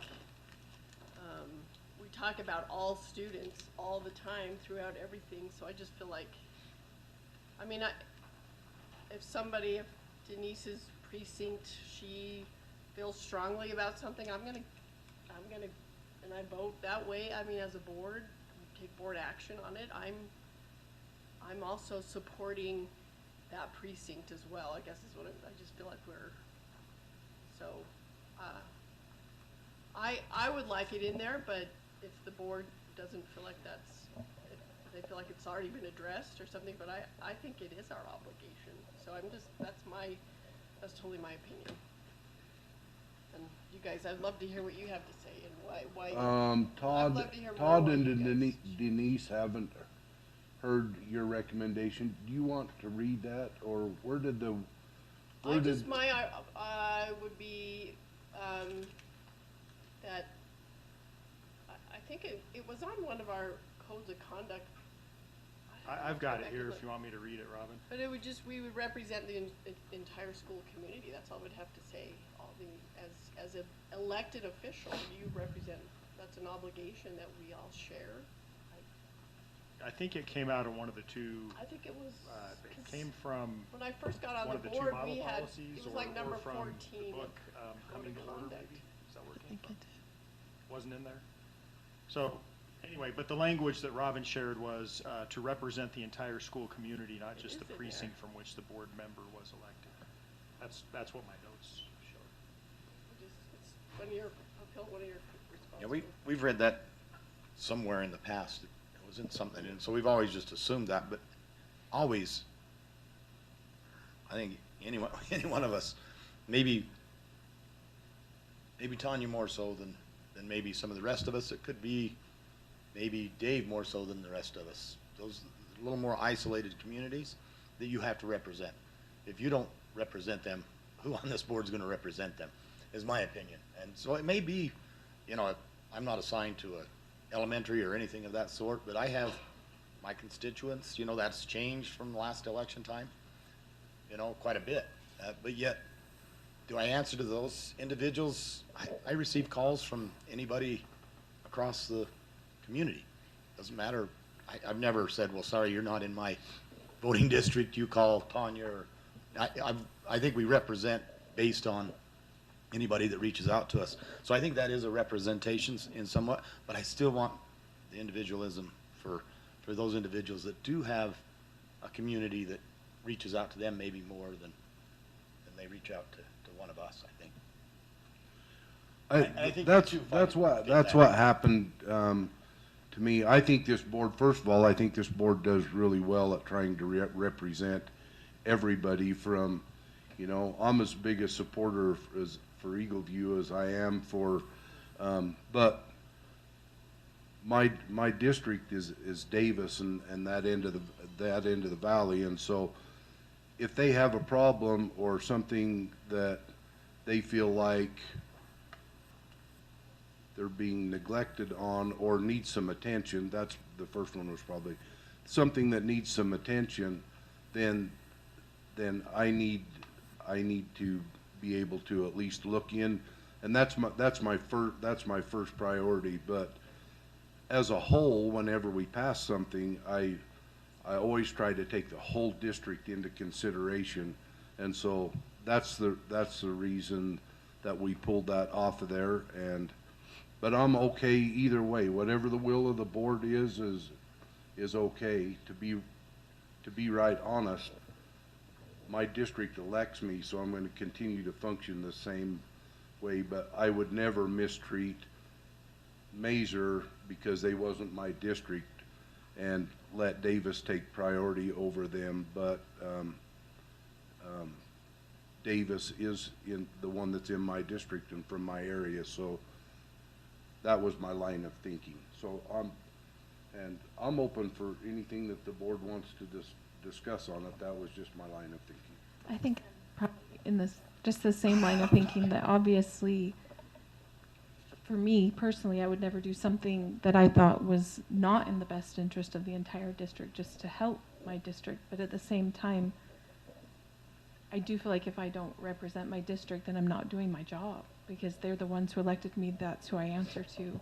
And I'm their only chance for representation when they have different needs than the rest of the district. And it's no different than when we send our representatives to the state and hope that they'll represent you in a county, or when Utah sends representatives to the U.S. Senate and hopes that they'll represent our needs and not New York's needs over Utah's needs. That's my job. And so, but obviously with that said, I don't think I would ever in good conscience do something I thought was not best for all of the other students in the district in pursuit of a personal agenda.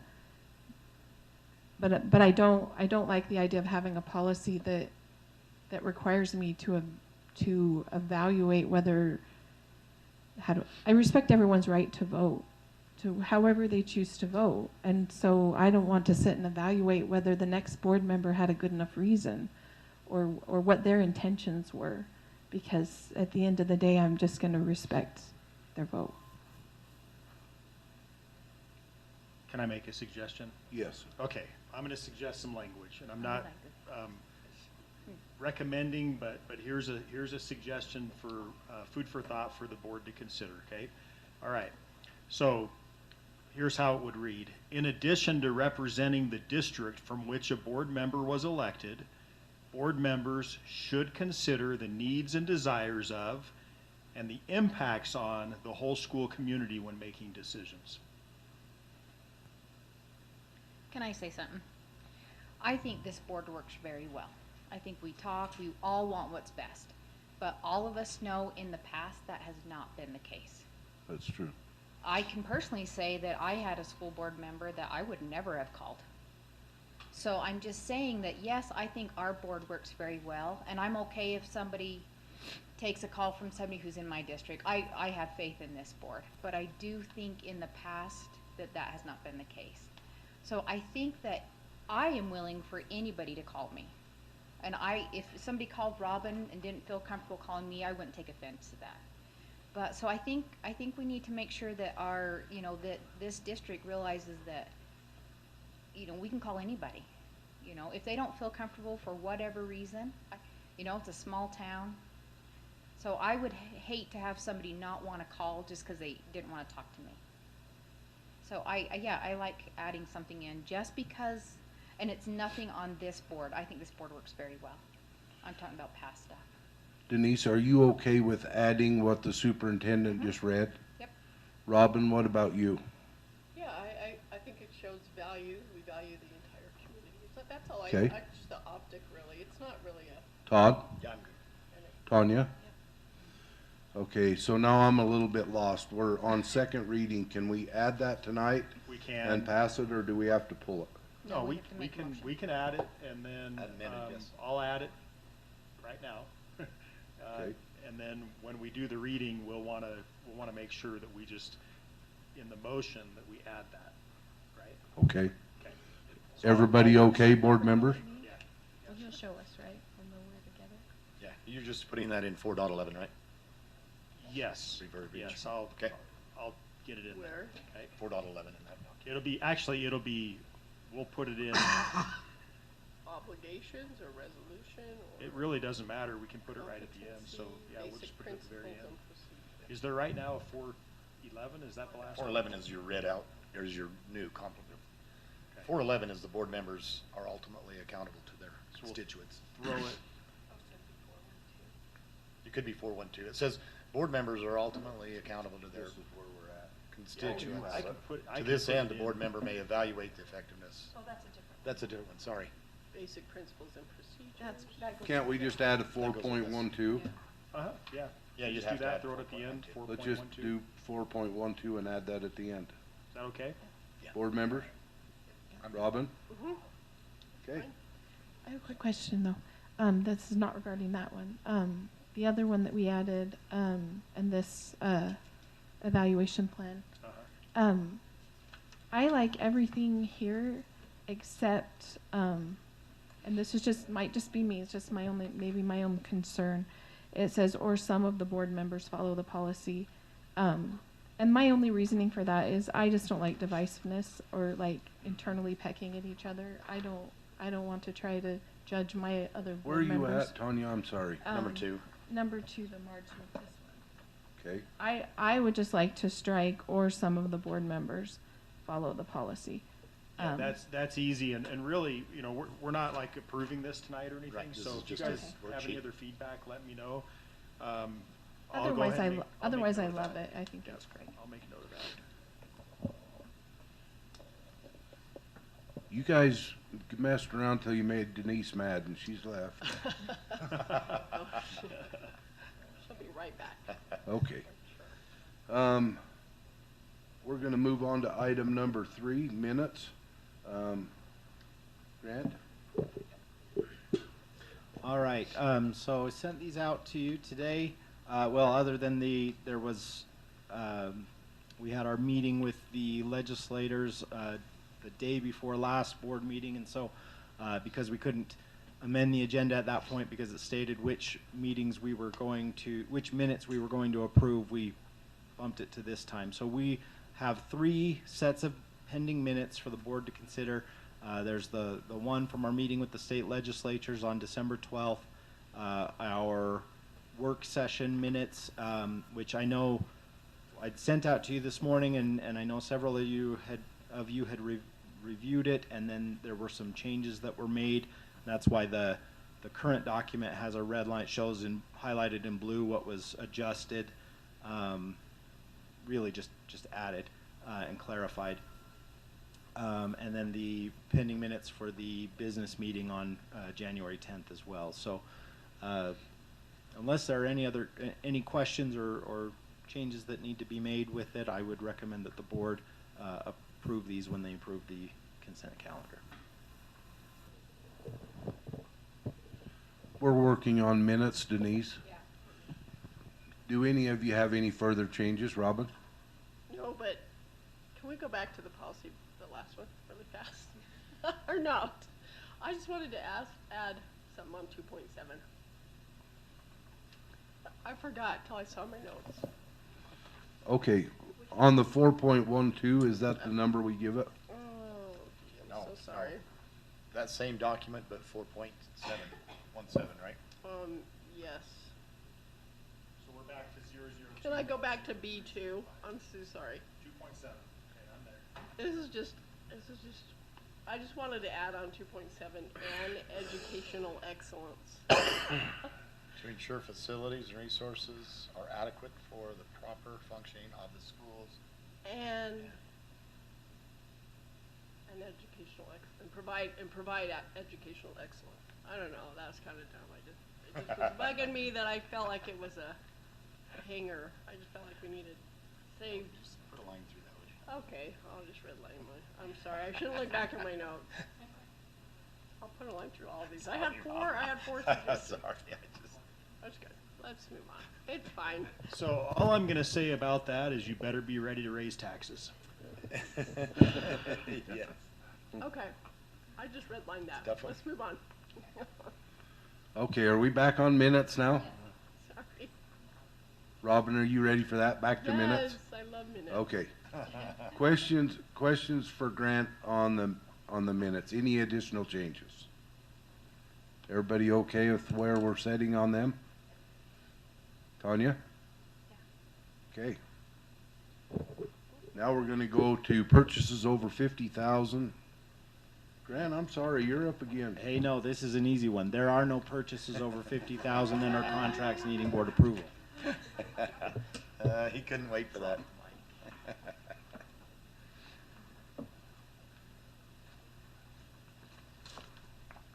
Okay. None of you can have a question about that presentation. Restructuring of district leadership. Okay. Sorry, I'm in the middle of making this last change, so let me jump back over. Do you want us to give you a couple of minutes? You okay? I'll do that later. Shauna's gonna end up doing it anyway, fixing it. No, she can't, 'cause Gotta do it. He's Okay. gotta do it. All right, board members, restructuring of district leadership. This has been, it's been rough. As you know, we lost Dean Wilson, and since that time, it's caused a lot of shuffling, a lot of reflection, a lot of discussion within our leadership team. We've all learned some things, all of us, because we're doing things we don't normally do, right? Just like Grant and the school fees, he's taken on something that's brand new, and we're all doing it with a lot of different things. And so it's kind of like, you know, when you lift the hood up, right, of your car to see what's going on in the motor, and it's also made us realize that we have an opportunity right now to reflect and evaluate and assess how we do business and the effectiveness of how we're structured. We're structured the way we're structured because of things that have happened in history, right? Over the course of many years in this district, and it's gotten us to where we're at. So over the last 3 weeks during our directors meetings, we've run protocols and we've looked closely at how we're structured and why we do what we do. And in doing that, and it has been, it's been enlightening in a lot of ways. It's been hard, but we've come up with a proposal for the board on how we will restructure our leadership. So what you have in front of you, there's a couple of things here. There's a memorandum that you can click on, right? There is one that's titled USD Organizational Chart. If you click on that, it'll take you to a spreadsheet that shows across the top all the positions of the directors and what their responsibilities are. Now that's the proposal, right? That's where we want to go. Also, in item 3 on board docs, you can see that there's a link to a comparison of organizations of other school districts that are similar in size. Some are bigger, some are smaller, but you can use that to kind of see where, you know, one question would be, well, are we top heavy? Like do we have too many administrators, right? I think if you look at that at a glance, you can see that we're really not. I mean, there's, you know, most districts around our size or a little smaller, a little bigger, have more directors than we have, and so I think that answers that question pretty clearly when you look at it. And then of course there's the memorandum. Hopefully you've all had a chance to look at that. In that memorandum, you can see the rationale. You can kind of get an idea historically where we've been. But what I can tell you is as we've had these conversations, we've identified probably one big blind spot in our district right now, and that is trying to supervise the provision of special education for kids. We have, I don't know if Zena's in here, I didn't see her, but I believe we have just over 1,000 IEPs. So students, we have just over 1,000 IEPs in our district, and we're asking one person who is a coordinator to really supervise and oversee all of those IEPs. And it's an impossible task, right? So we need additional supervision at the district level that can help with that. You know, we get some support and some help in the schools. Obviously, our principals attend a lot of IEP meetings, but they're busy. They can't do it all. They've got to have support. So that's probably our biggest blind spot in our district, like the need for additional or better supervision. And then the other thing that's if you look at how other districts are organized, most of them have an elementary director and a secondary director of education, and that's structures there for a reason, because they're vastly different. You know, right now we ask our director, our curriculum director, to be an expert in everything from early literacy all the way on up through to you know, to post-secondary and the things that happen with our kids at the high school, and it's really difficult to have a good handle on all of those things. And so by virtue of separating that out and having an elementary director of education and a secondary director of education, one of the first things we would do, if you look at the chart, is we'd take the CTE, Career Technical Education, Perkins, Work-Based Learning. That's about 50% of Mindy's job right now. Okay, our student support services, that's about 50% of what she does. It's big. We would move that to the secondary director of education, right? Along with some of the things that the student services director has typically done. Some of those go to the directors of elementary and secondary. Some of those go to Mindy, and some of them go to the new student services director, right? That would be really focusing in on special education. Did I say student? I'm sorry, special services director. So this proposal would add one additional director to the mix. We would end up with an additional director.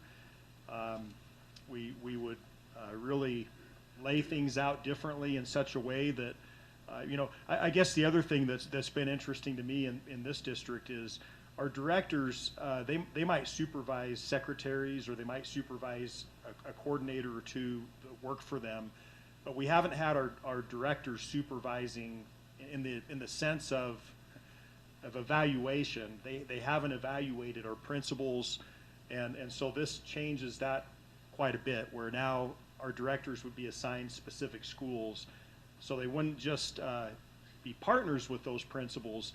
They would evaluate, they would support, they would have some stewardship in helping that principal be successful. And I think that's important, right? They would work together as partners, but also they would be accountable together. And so this changes that structure quite a bit, whereas in the past it's been the superintendent that has done that with all of the principals, right? This way the secondary director of education would evaluate and supervise and work very closely with with our two middle school principals and our high school principal. AVEC and UON we would give to our special services director, right? So student support services, which is Mindy's job, she would then be freed up and be able to do more with our transportation, foods, and technology departments. Grant then could focus really on facilities. That would be his main area of supervising and evaluating, with the exception of business department, which is a big one, right? So there's already a lot there for him. That allows me to really focus and narrow in on our directors, right? Being supervising, evaluating, and being partners with our directors. Elementary education, I think in this model we would end up giving Jaime 4 elementary schools that he would oversee, and Mistalin would take the other 3. Our HR director would. Mistalin's been heavily involved in instructional leadership on our district, so as we've worked together on this, it was important to me that we had consensus from all of our directors, that everybody agreed and felt like the way we balance things out are appropriate and feasible and doable. Got a thumbs up from all of them this past Thursday. So it's a big change, but I think through this we can become more efficient in ways, and most certainly we can become more effective. I think about the work Mindy's done over the years, and man, she's had, because of the nature of her title, she's had a lot loaded on her plate. There's some very important things that at times she's kind of had to put it on the side to take care of those biggies with career technical education, Perkins, and work-based learning. So what this would allow her to do is focus in on counseling and our support services for kids, our social workers, provide more supervision and training, and get more cohesiveness as a district on some of those very important elements. Also, Mindy would take on, our student support services would take on safety and security. So they would be, in the past that's been on the director of student services, but we'd move that over, and she would take on that role as well. So you can see on the chart how those responsibilities are laid out. Board members, do you have any questions? And all I can say is we have to be careful not to talk about personnel issues. We'd have to go into executive session if any of those things might come up. But outside of that, do you have any questions about the proposal, what we're asking for, or how those responsibilities are divvied out. I just noticed that the other ones you provided have assistant superintendents. Was that discussed? We talked about it I'm just- briefly, but Just curious. the reality is we have such a high functioning team right now. I don't know that we need, I don't know that we need that hierarchy within our team, right? I mean, we have to have a superintendent, obviously, as a CEO to the board, but our directors, they really like effectively communicate and work together. We kind of like that, right? So no, we haven't. Yeah, we I was haven't. just curious because of what you described. But the changes would, they would help me as well, right? Because if you look at the changes, I'm not the one that has to have 100% oversight on every single one of our schools. I mean, I still will, but from a 30,000-foot level instead of right down in the school, right? And these people, every one of them, all of our directors have supervisory certification from the state, and they're all very capable of evaluating and supervising. I mean, we all pitch in on that supervision role right now as it is. There's a lot of supervision that happens, but for them, they can evaluate. They're very capable of doing that. So it sounds like they all have buy-in, but I'm sure, like if we, I guess I'm curious about you talked about efficiencies. Have you evaluated, like, is there anything, like we're trying to delete policies that are, like in the column 3 of Director Elementary Education still has 24, there's still 24 roles that they're, I mean, can any of those go? I mean, that's a lot.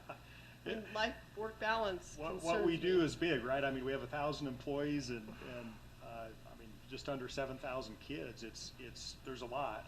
And as you know, a lot of what's happened over the last probably 10 years, our legislator keeps adding. So we keep getting new requirements, new reports that we have to do. It's not getting any easier, right? It's getting more work intensive, more administrative intensive. So you guys can talk to our legislators about that, but certainly, we haven't significantly added until this proposal here. So Superintendent, you've spent a lot of time, you and your directors, going through this. At some point, are you going to reevaluate and say, hey, maybe we pushed too much this way, or have taken a little too much Yeah. away from this way? Is that your plan? Well, absolutely. In fact, as we fill these 2 director positions, we may shift some things to accommodate their strengths and weaknesses, right? So we know this isn't set in stone. Okay. All that's really set in stone tonight is that we're going to hire 2 directors instead of 1. Outside of that, everything else has to be fluid at this point.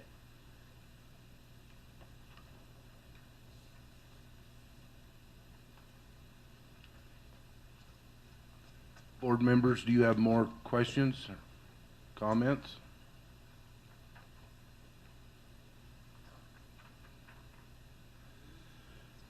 Superintendent, I want to thank you and your team for putting this together. I think this is a great step for Uintah School District. I know it's taken some extra time and left the workload of Dean placed on many shoulders. We appreciate all of you that has fallen on, and hopefully we can alleviate some of that. But thanks for all of your hard work.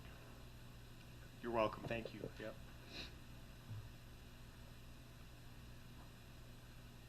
Item number 4A, USD facilities plans. Okay, we're going to have to try to be efficient on this one. We're running a little behind, but it's probably good that we have some people here to listen in on this, because everyone always asks, like, well, what's the plan? Are we going to build a new high school? What are we going to do down the road? And I want to just assure everyone that, well, we do actually have a plan, right? This has been in the works for a year. But we've been very careful and deliberate on how we've rolled this out. And I think the first thing that's important for the board to understand is that what you're getting today, for one, this is an informational item. We're not asking you to vote or to make a decision tonight. This is for your information so that we can continue to polish this and make it better. And it's also a working document. Even after the board decides to adopt this plan has to be fluid, and it has to adjust with the ever-changing environment here in the Uintah Basin, right? We have our ebbs and flows with the economy, with the oil and gas industry, and we have to be nimble enough to be able to make adjustments and decisions as circumstances change here in the basin. So keep that in mind. This is not a etched in stone plan, right? So I just want to go over the basics. I know you've had this now. You've had a chance to look at it. There are some goals, and I think it's important to know what those goals are. The first one is that the Uintah School District will provide all students and staff with safe, clean, and educationally suitable facilities for learning and work. That's important. Secondly, Uintah School District will strategically manage facilities in order to maximize lifespan and facilities use through forecasting, strategic and routine maintenance, and the implementation of a deliberate strategy for the funding of routine maintenance, renovations, and when necessary, the construction of new facilities. So we want to be deliberate about what we're doing. Right? The next section, section 2, talks about our district's capacity, meaning how many students can a school hold, and how many are currently there, right? Those are important questions. So if you look at that chart, you can see, and we won't go over all of those, but you can see where we're at. Right now, the main theme is that we have a lot of capacity in our elementary schools. Our elementary schools, with the exception of Discovery, we can put more kids in them. Discovery is the only one that's full right now. And we may see the day when we have to reboundary to address capacity issues, right? So that's part of this plan is trying to understand when it's time to do those kinds of things. So as a general theme, elementary schools have a lot of capacity. If you look at the east side totals, we're only sitting at 71% capacity right now. Okay, so we can increase by close to 30% before we really have, like we're at the point where we have to consider bringing portables in or something of that nature, right? We can increase by quite a bit there.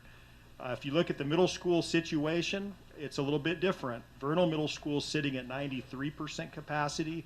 Uintah's down a little this year. They're at 71%, but our total east side middle school capacity sits at 82%. And then our high school, we're in a bubble right now, meaning that we have a strong enrollment at our high school. We know that bubble is going to pop here in the next year or two, and our enrollment will start to come down unless we get a big influx of population, right? But our high school, right, as of the December 1st count, we're at 87%. So that's where we're sitting. Actually, Uintah High School is at 82%. Ashley Valley High School sitting at 150%. But when you average those out with the kids, it's at 87%, right? So we still have some capacity there, and we know with the enrollment projections, we should really be okay for a number of years. Okay. Now, having said that, with forecasting and looking at the economy, things can change, and we know they can change quickly here, right? So part of this plan is, well, how do we respond when enrollment, when population starts to change? And what we've come up with right now is this idea that we're going to look at a 3-year rolling average and really let that guide us. So it's not a rush decision, but it can be sensitive enough that in a boom situation, we can still be responsive and nimble. As we refine this plan, we'll look at at more nimble ways to do that. But for the most part, we'll keep an eye on those enrollment numbers. When the 3-year average gets to 95%, and when we can project that there's strong numbers behind that, we've got to be acting. We can't wait at that point in time. And so we've provided 3 options right now for the board to be considering moving forward. At this point, again, just to be clear, we don't think this is gonna need to happen for a while, right? Our numbers show pretty flat enrollment coming behind the high school. So we don't see any big spikes at this point in time. But when that does happen, the question always is, well, how do we address capacity issues in the most fiscally responsible way we can? And if you look at our numbers, again, knowing that we have a lot of capacity at the elementary level, the most fiscally responsible thing to do is to shift students away from our high capacity schools. So what that would mean is, in this first option, it would be taking kids from 6th grade in the middle schools and shifting them back into the elementary schools. Elementary principals, I know you're thinking, oh my gosh, like Discovery, how would we do that? Well, we do it with some boundary changes, and there'd be a process to do that. And then once you shift those kids down, right? Well, that's going to leave your middle schools with very low capacity sitting at about 56%. Now, no one really wants our 9th graders with our 7th and 8th graders, really, right? But if you put 9th graders down there, it would fill those schools up in a heartbeat. We couldn't handle the capacity. So the cheapest thing for the district to do, and really probably the most logical thing, would be to build a 9th grade center. And that ninth grade center, in doing that, would even out the capacity numbers. So at the elementary school, we'd be up to 79%. Our middle school, 7th and 8th, would be at 56, it'd be low. 9th grade would be at 72 if you built a school that could handle about 800 students. And then the high school, it would bring the high school clear down to 70%. So at that, we would have a lot of capacity for years to come. And the next school you would have to build, down the road, 15 or 20 years, might be an elementary school, which is a lot cheaper to build than a high school.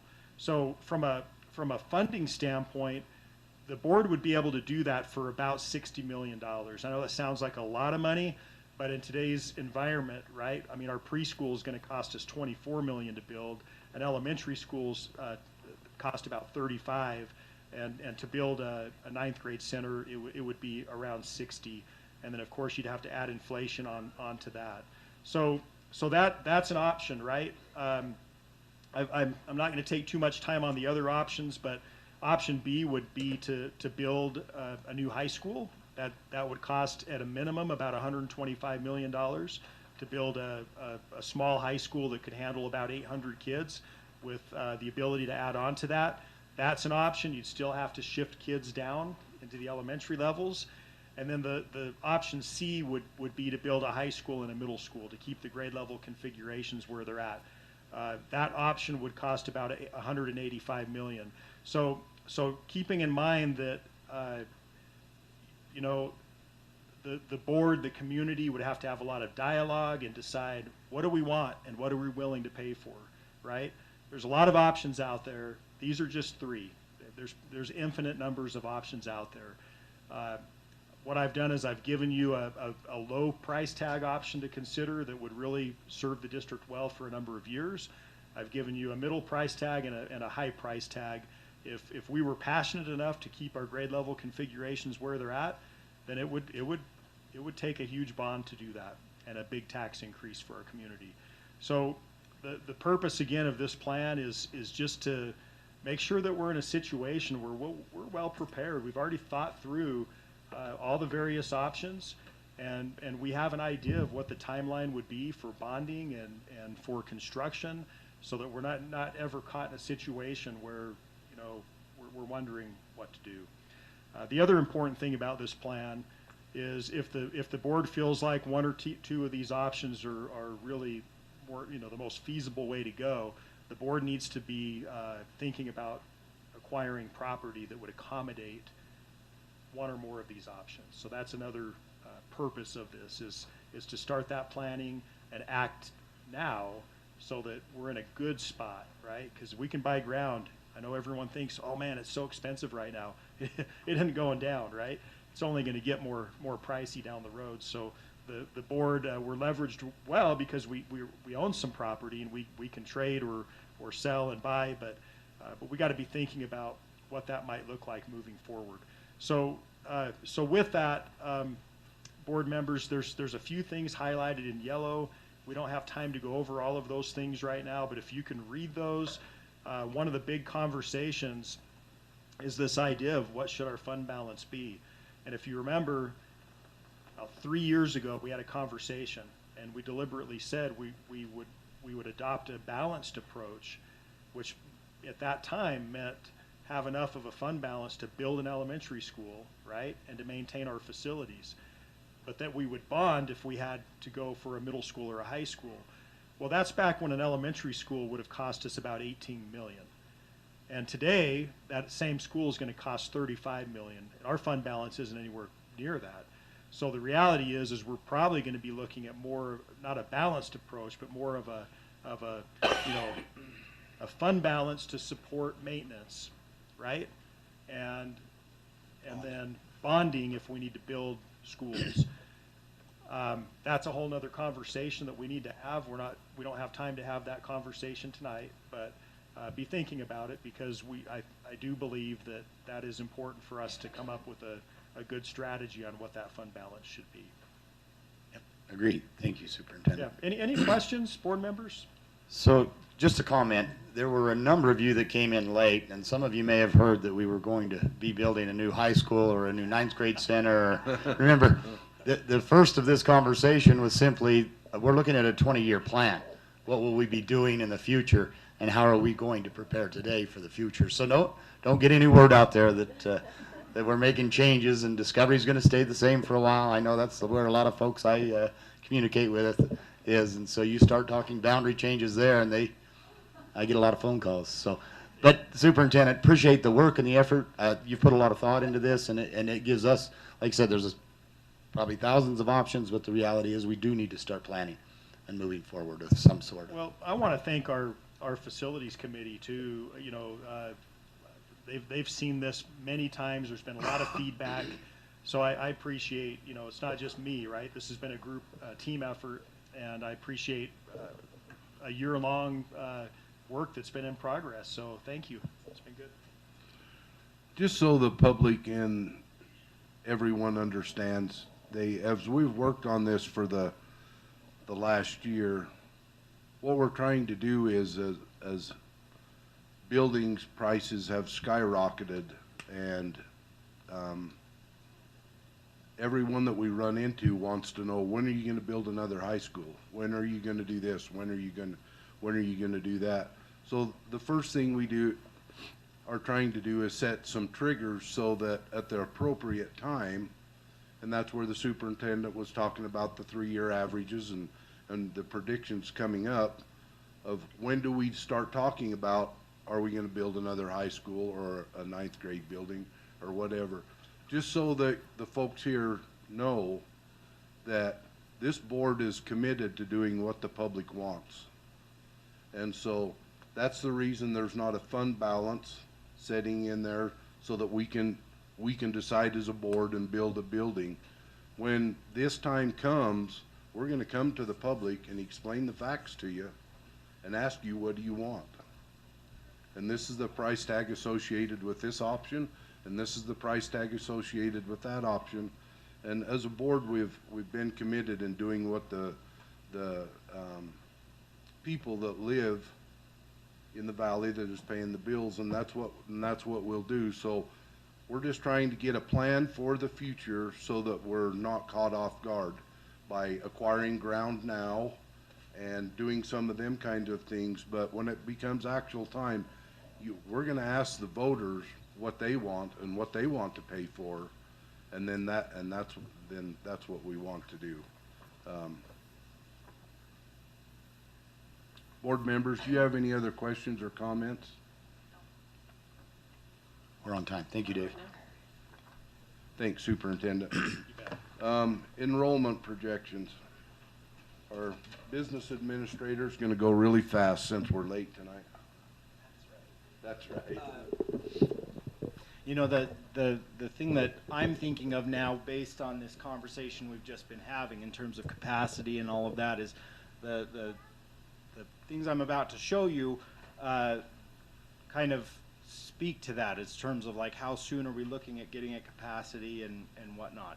Near my screen.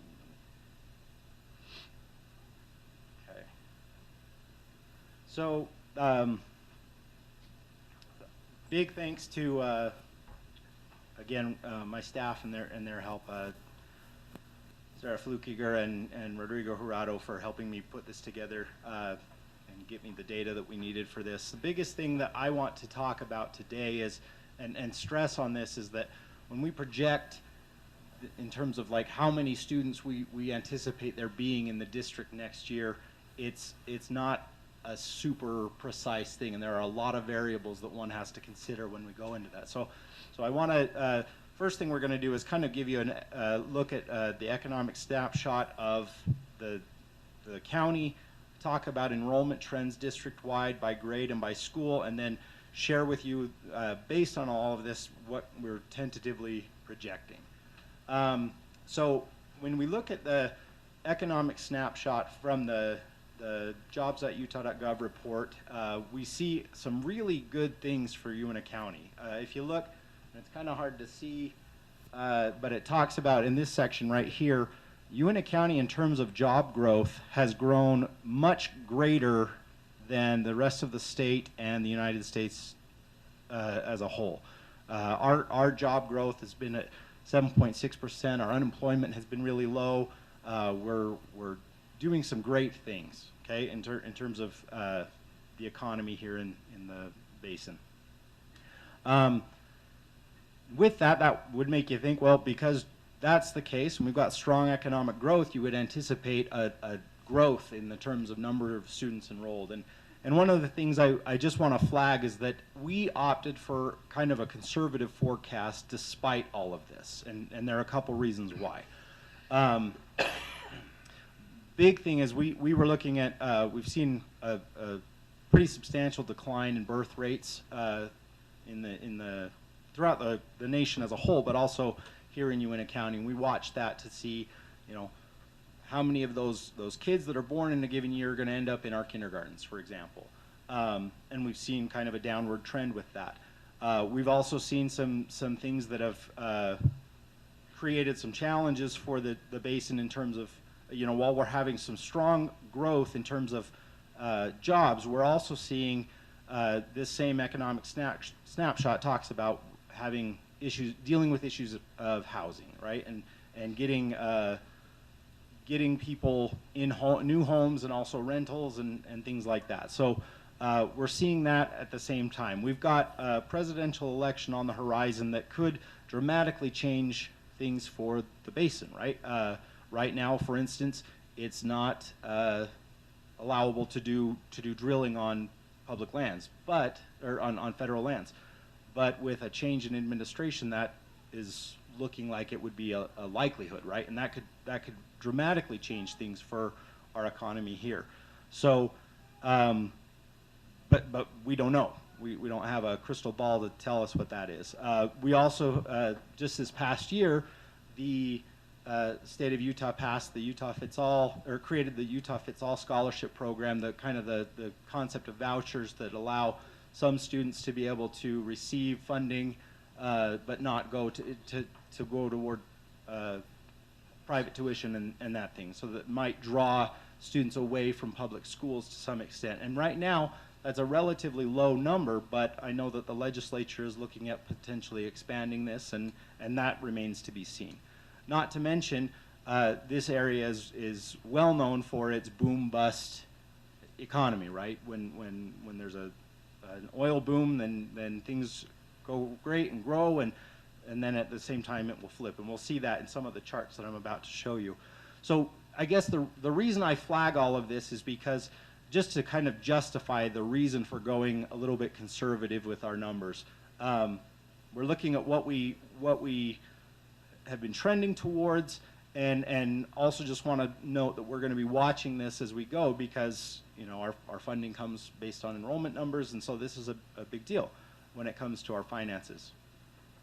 If you look at enrollment trends from 1995 to 2023, you can see examples of, you know, times when we've been meager in terms of number of students, times when we've been great, and then we've tapered off. We've been kind of on a downward trend for a variety of reasons.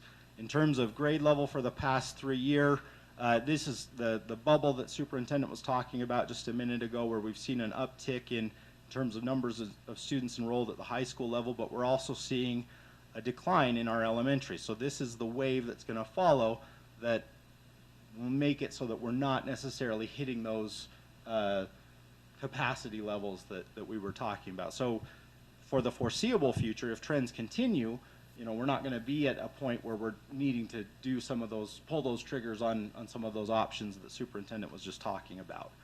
That said, it could all change, right? By school, you can kind of see trend levels have been, for the past 5 years, have been somewhat steady with some anomalies. And then in terms of our projection, what we're looking at is we've anticipated that we're going to continue to see this downward trend to some extent, and we'll end up with a total of 6,635 students. And that accounts for, you know, rolling forward grade levels, and also just potential drop-offs and things that we see. So that's where we are right now in terms of our projection, and we'll be continuing to monitor it in our department, and can provide updates and things as requested. So just wanted to make you aware of that and answer any questions you might have. Board members, questions for Grant on the projected enrollment? Hi, Grant? Katie. Welcome. We're glad to have you. Have you went beyond that? Have you went beyond 2024? So I've thought about it, because one of the things that happened this year that was rather helpful is I gathered some more data on birth, birth data in the basin for a few years yet to come, right? I mean, I'm not predicting what the birth levels are going to be, but in terms of like right now, you know, you look 5 years back to see the birth rates 5 years ago to kind of tell you what our kindergarten enrollment's going to look like this year. And previously, I'm not aware that we've had data beyond just the 5-year mark, but I've been able to gather data on, you know, looking at the next 2 years, for instance, to be able to see, you know, what that might be. The big challenge with that is there's so much fluctuation in terms of what might happen in those grades in between kindergarten and beyond that I think it's somewhat difficult to, I mean, we could come up with some projections, but I think your accuracy is going to wane substantially the further out you get. So. All right, thank you. So what we know, though, is we don't have a bubble within our system Right, I've seen after this one passes. Pretty flat. It's flat. So our enrollment, if you see the trend line up there, we expect that trend line to continue. You're about right there. Pending some major changes which could happen. Yeah, like the election, right? So See we'll how, see. see how those accountants try to make sure they get those numbers right? Yeah. Give yourself some leeway, Grant. Thank you. Board members, other questions for Grant? Denise? I just want to say very well done. Good job. This is, anybody who ever wants to know where our numbers are or why it is what it is, this is great. And then have you put in that magic ball or whatever to see in the future when our test scores get where we think they're going to be and everybody wants to move to Vernal? Have you put that in there? Because that's coming. I'm thinking that's going to be next year, and so then the 2025 projections will be. Okay. All I can Really tell well you done. is more than half of the high school families in this state should want to move to Vernal right now. Right now, I agree. Okay. Thank you. Robin, you okay? Great. Todd? Tanya? How long of a break? 1 minute. Board members, that brings us to the end of our work session. I apologize to the public. We're running a little bit behind. I've got to give these board members a few minutes to run to the restroom. So after we adjourn, we're going to take a 5-minute break, and then we'll start our business meeting. I'd entertain a motion to adjourn. I would make a motion that we adjourn our work session. Todd made the motion. I'll second it. Denise seconds. All in favor? Aye. We'll start at 6:25. The time is 6:19.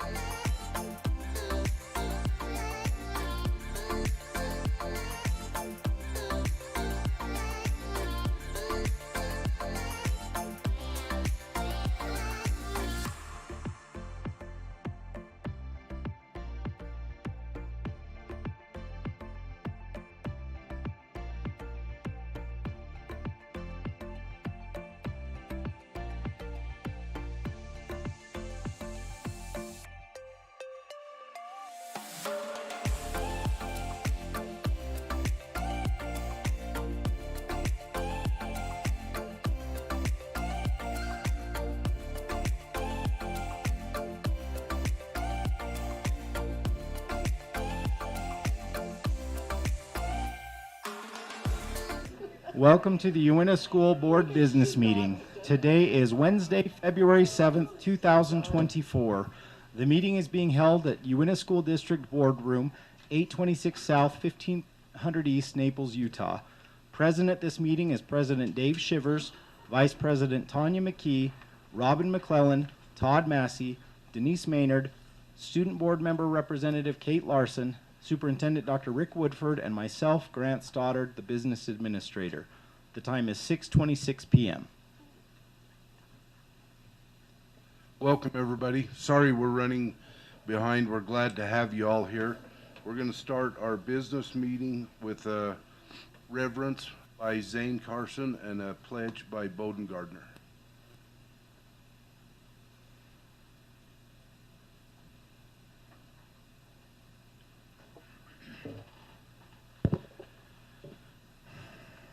Our dear Heavenly Father, as we come together today as one people with one intent to solve our problems of our local areas, Father, we are so appreciative for our opportunity to live here in this land of liberty, and we ask you to give us a special blessing as we come together, and that we be able to have a sense of cooperation and understanding. And we thank you so much. We thank you for everything that you've given us and this blessing to live in this wonderful land. We say it seems in the name of your Son, Jesus Christ. Amen.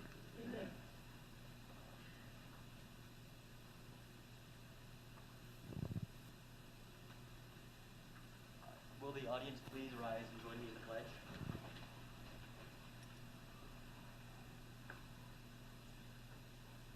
I pledge allegiance to the flag of the United States of America and to the republic for which it stands, one nation under God, indivisible, with liberty and justice for all.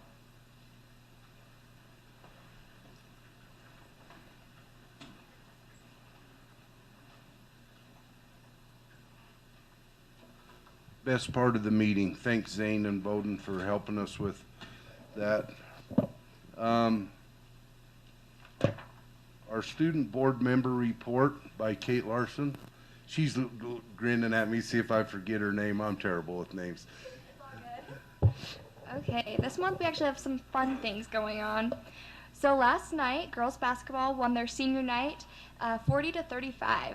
And then our boys wrestling and girls wrestling both won their divisionals, and boys wrestling state is the 16th through the 17th, and we're probably going to win that, you know, our record.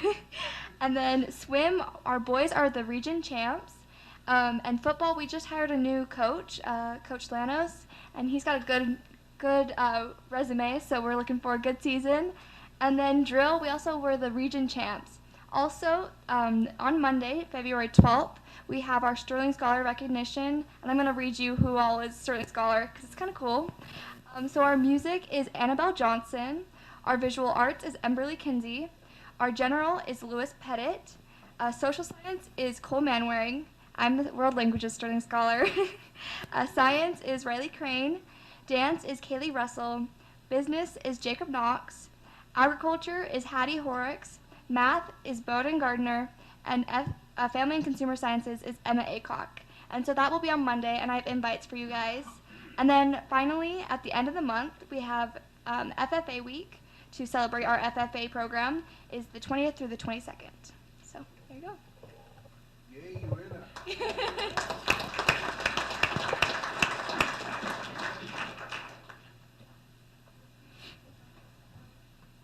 Kate. Thank you.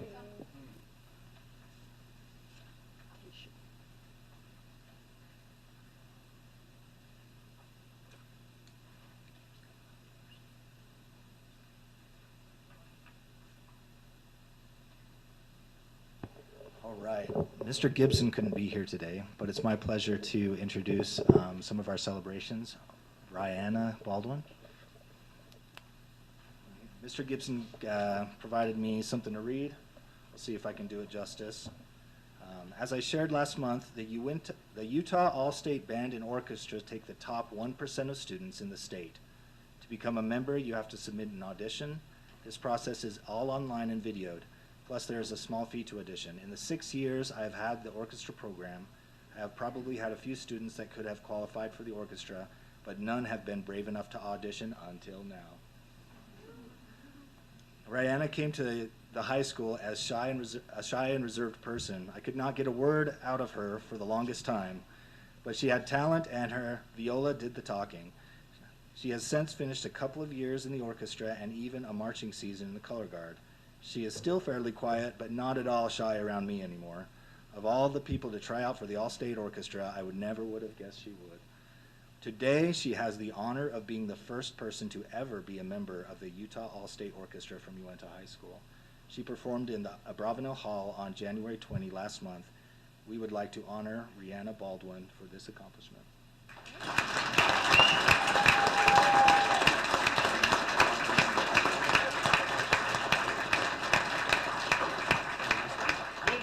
Mindy, have her come up. It's customary, you gotta shake some hands. Congratulations. You almost made the getaway.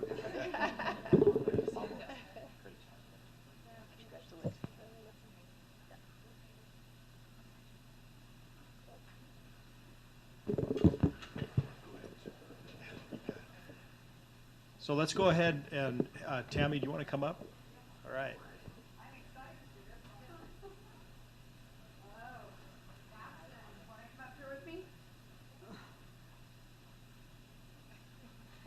Greatest smile.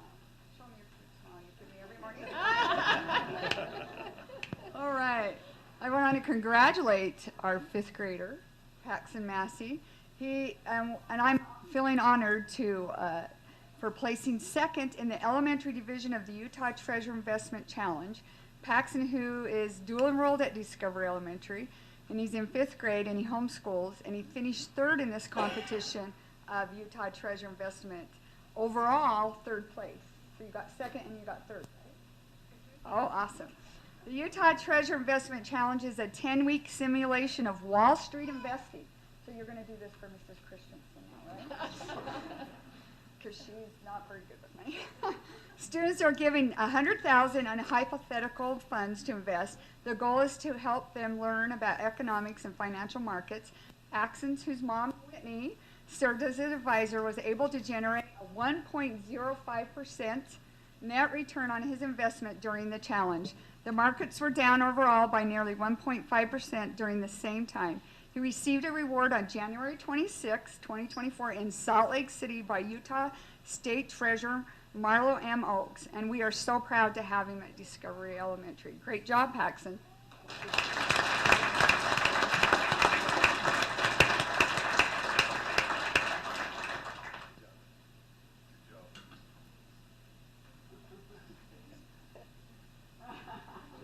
Well done. I'm going to shake your hand. Way to go, Massey.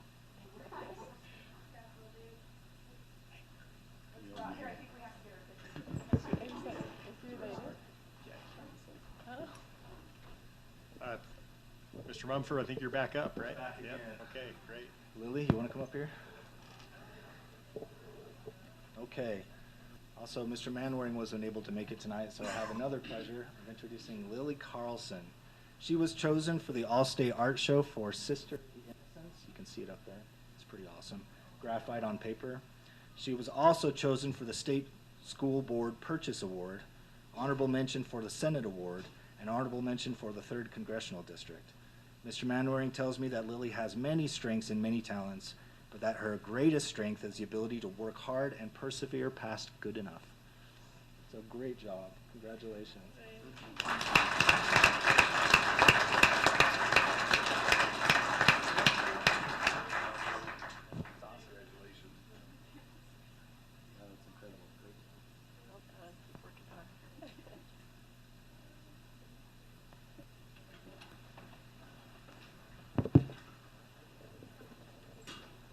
We have so many talented individuals here, students. This is by far the best part of board meeting every month, right? When we get to celebrate our students. So we're going to move into our Students of the Month celebration. And before we get started, I just want to acknowledge and thank parents, grandparents, any of you that are here supporting your student that have helped them to be successful, right? Done homework and encouragement, whatever it takes. Parenting is tricky, and I've always said behind every Student of the Month, we should have Parents of the Month. So parents, thank you, and with that, principals, teachers, whoever's here to celebrate the students, if you could go ahead and line up, and we'll students, go on out there with your teachers and principals. And here's what we're going to do. Parents, as soon as your student is celebrated, we're going to ask, you can go out and have a picture with your student, okay? But we'd like you to come back in just so that we could recognize all of the other students. I know it's tempting to just leave, but if you'd come back in, it doesn't take long, and it's nice for the other students to have a little bit of an audience here. So we'd sure appreciate that, okay? So we're going to go ahead and start with the preschool. Yes, come on up.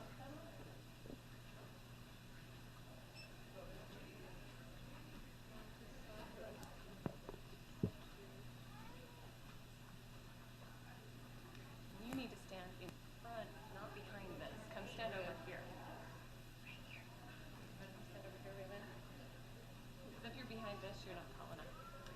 So I'm Erin Brown. I am the coordinator at Central Cove Preschool, and I am here to brag about our student of the month, Raylyn Gaylor. And it's funny because I had something kind of written up to say, and her teachers both had something written up to say, and it was weird because the words were all the same. If you want a picture of hard work and positivity, you just need to look at Raylyn. Everything she does, she gives 110%. She is not only an example to her friends, but also to her teachers of hard work, of positivity, and of being a tremendous friend. So we want to honor Raylyn tonight and say good job, and everybody should be just a little bit more like Raylyn. So good job, Raylyn. And we're going to come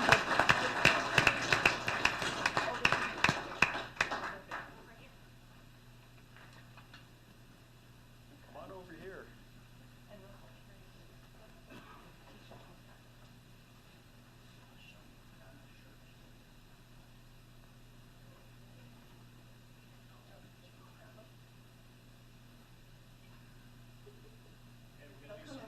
Raylyn, we got to do some fist bumps. Can we do that? Can we do a fist bump? Oh, that was a good one. Very good. Come on around here, and our board members want to give you a little fist bump too. Is that okay? Oh, there's one right here. You're the cutest thing I've seen all year, you know that?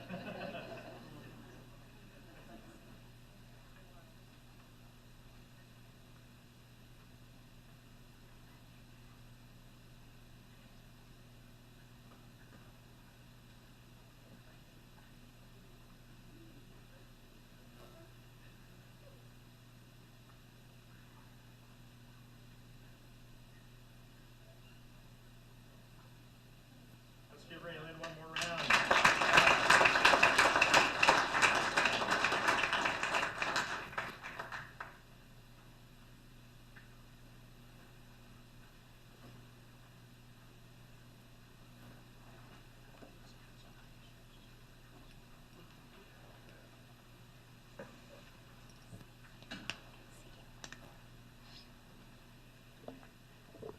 My name's Tana Baumgardner. I'm the principal at Ashley Elementary, and I'm really excited to present our Student of the Month.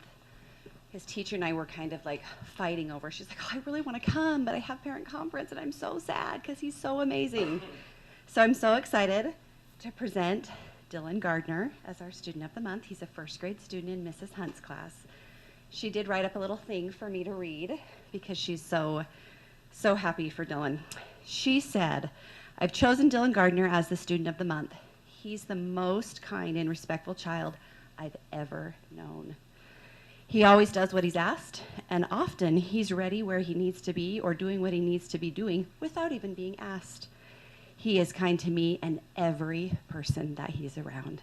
Congratulations, Dylan.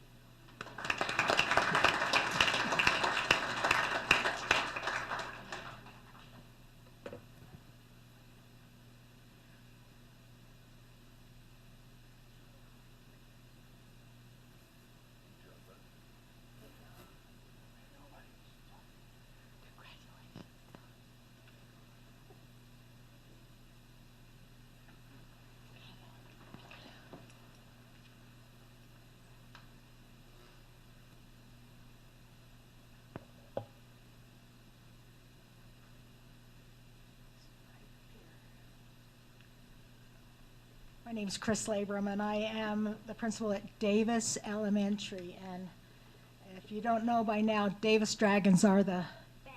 Yeah, they are the best. I have in front of us here tonight Thaxton Slaw. And his teacher, Mrs. Emily Goodrich, has written this about Thaxton. Thaxton is a shining example of hard work, kindness, grit, and what we call at Davis Elementary an alpha dragon. He tackles every task with enthusiasm and sticks with it until he accomplishes his goal.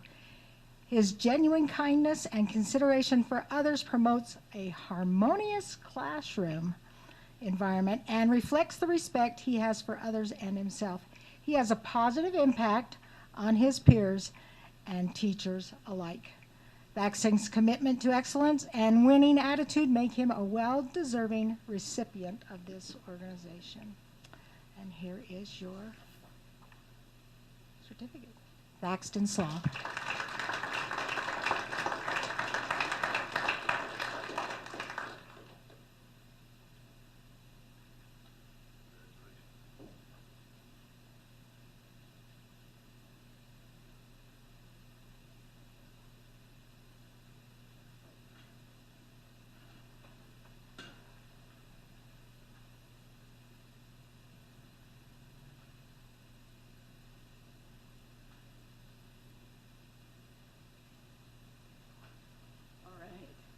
She told me she's a little nervous. I told her I'm more nervous than she is, right?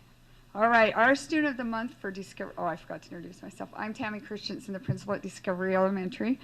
And Millie is our student of the month, Millie Wilkinson. Her teacher could not be here because we're having parent-teacher conferences tonight, too. So, all right, so I get to read what your teacher said about you. And her teacher is Miss Elgire. Millie is an incredible student. She has a contagious smile and a wonderful heart. She is such a good friend to others and constantly shows integrity. She follows directions well and kindly reminds others to do so when needed. She loves being challenged and always tries her best. Millie has discovery pride and shows it daily at school. She is a leader in our classroom and a friend to all. And what do we say proud to be? Discovery. Yep, we got it.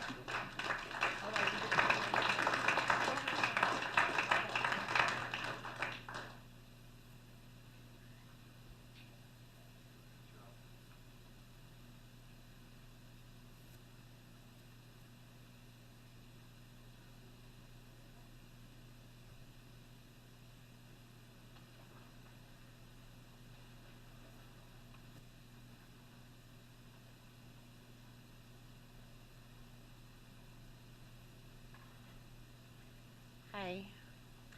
Unfortunately, my student of the month didn't make it, but I'm very, very pleased for you all to hear her name. My name is Carrie Flugan. I'm a middle school teacher at Eagleview. I am so pleased to talk about Maricela Rivera as Eagleview Student of the Month. Maricela is hardworking and takes on any challenge. She prefers to try hard tasks on her own because she is strong and independent, and she has faith and a belief in herself and her ability. Maricela is a member of our Eagle Pride Squad. She is always one of the first to volunteer her help and share ideas. Maricela is respectful, she is responsible, and she is and will be successful. Maricela is in the 8th grade at Eagleview. I know we will miss her kind heart and willingness to help next year when she leaves the nest.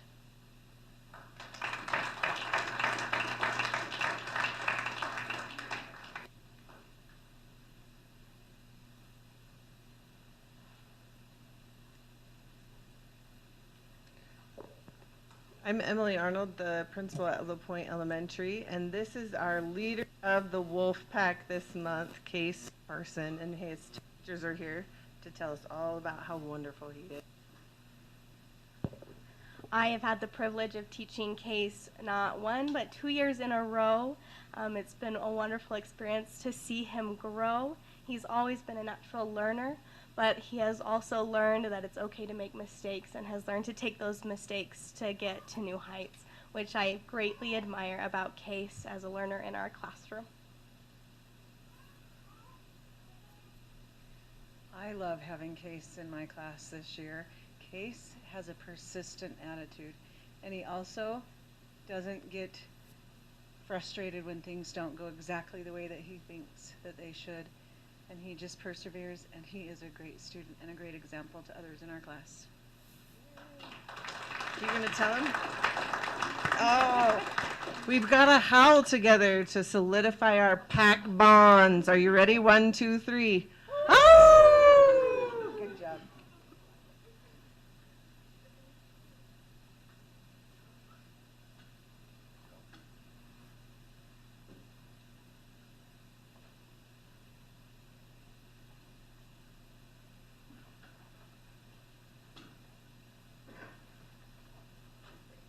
I'm Denise Williams, the principal at Mazer, and I'm so excited to introduce our cub, Ainsley Slaw. So, and her teacher, Mrs. Batty, is going to share about her. Mazer Elementary, we are the Cubs, and we believe that a Cub is courteous, upbeat, and brave. And if I have ever met a braver student than Ainsley, I would be shocked. Kindergarten comes with a lot of changes for these little ones. It's a big adjustment, and Ainsley has been so brave at school. She has just melts my heart every day when she comes into school, and it's tough sometimes, and she is so brave. She is also one of the most upbeat people I've ever met. Every time I tell, okay, we're gonna do this, she is happy and excited to do all of the work at school, and she is an example to everybody in her class, and I am so grateful that I get to be her teacher.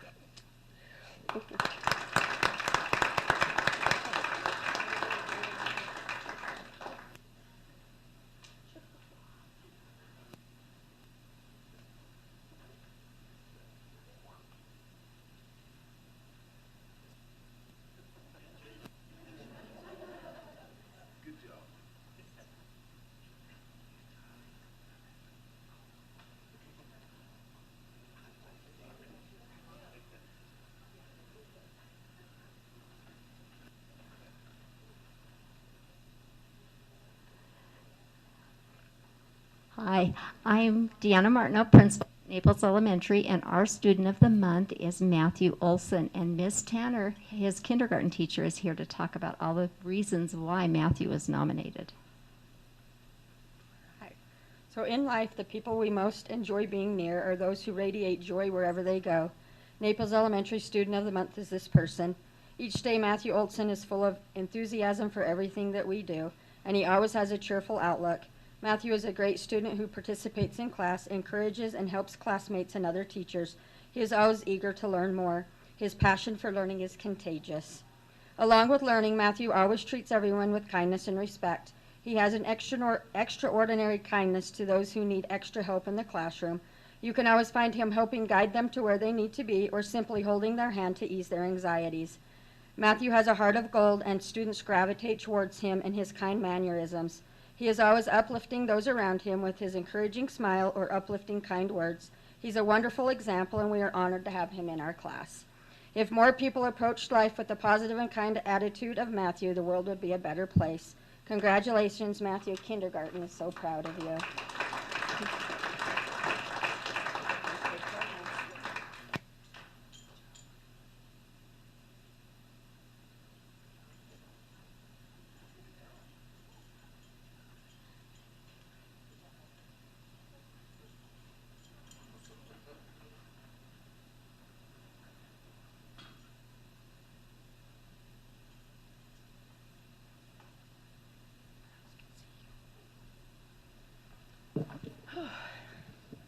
My name is Chris Wetton. I'm a PE teacher at Uintah Middle School. And this young lady here is Madison Kelly. And she is our student of the month for UMS. And I'm really nervous. Are you nervous? Okay. Me too. There's two of us. But seriously, I love to do this. I love to celebrate my students. And if I could just get rid of the nervousness, I'd be better, though. So I wrote a little bit, and I also had some of her other teachers tell me about her. So as soon as it came time for 6th grade to choose a student of the month, Madison immediately popped into my mind. I've had the pleasure of teaching Madison in both health ed and PE this year. She is always spot on when in warm-ups or any activity, always respectful and very kind to everyone. She has a great sense of humor, is a hard worker, and is quite persistent. She finished with a respectable time in our school hackathon and always has a smile. Mrs. Larson said, Madison is a very kind and bright student. I want you to count how many times kind is in here. Madison's very kind and bright. As a 6th grade student in 7th grade math, she is excelling. Mrs. Millicam, Madison is an exemplary student. She works hard, is kind to her peers, helps others, and always volunteers to help in the classroom. It's a joy to have her in my class. Mrs. Bastian, Madison is attentive in the classroom, shows kindness and respect to her fellow students, and tries her best on all of her assignments. Mrs. Hatch, Madison is a steady and committed student. Her positive attitude has helped her build knowledge and investigate new skills in all subject areas. She listens well and eagerly shares her thoughts in class discussions. She always strives hard to do her best and won't go above and beyond to prove that. She's persistent. Madison is a true example of what a UMS Hawk should be.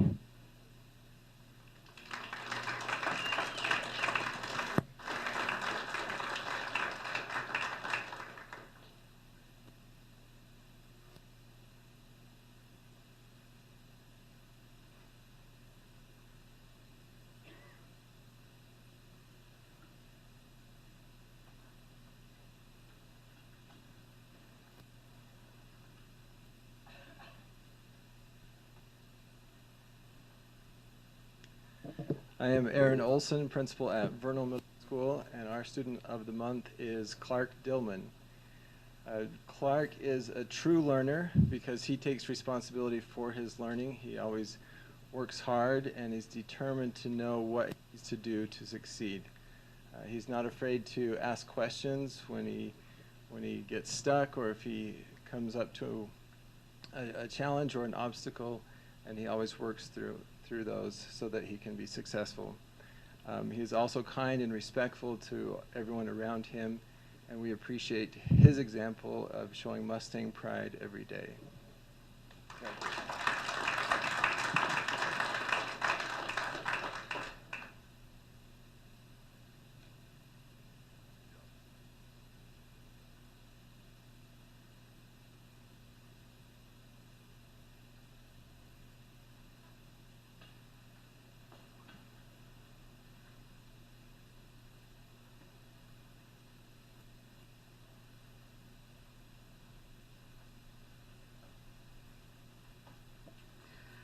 Hi, my name is Amanda Brown. I'm one of the assistant principals at Uintah High School, and I present to you our student of the month, Emma Acock, and her teacher, Jared Scow, is going to speak.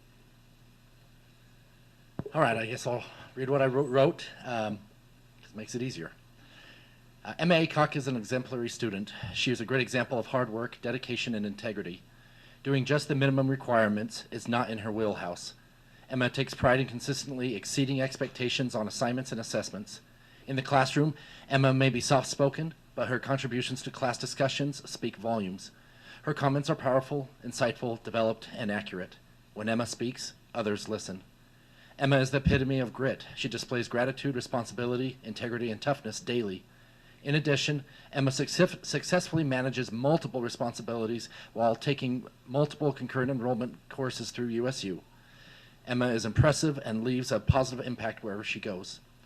On top of this, in this British Lit class that she's taken, she took an AP English class, and they did a tea party, and she's like, yeah, that sounds great, I'll take British Lit. And she was thinking it would be like, you know, Wuthering Heights and Pride and Prejudice. Instead, we're decapitating people with early British Lit and Knights and everything else, and she's stuck with it, and she still hits a high bar, and is impressive in everything she does, and I'm proud to have her as our Student of the Month.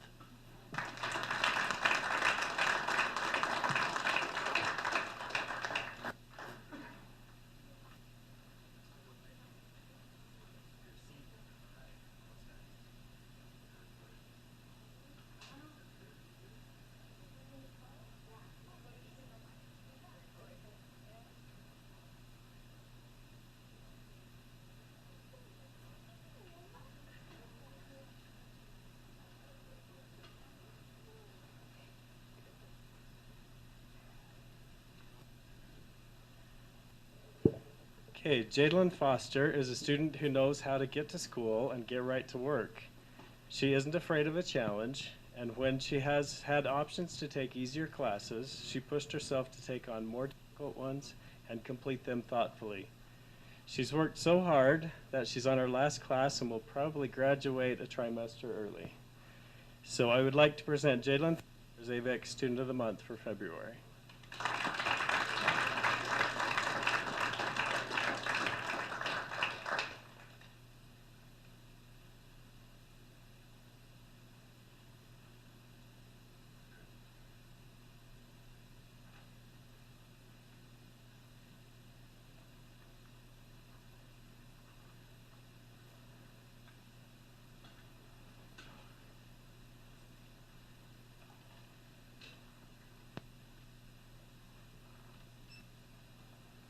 So parents, that concludes our Student of the Month celebration. Thanks for those of you that stuck around. We sure appreciate it. And again, congratulations to our students. I don't know about the rest of you, board. I mean, I always enjoy it, but this one was a little special for me. It was really cool. So we're sure blessed and fortunate to work with amazing kids.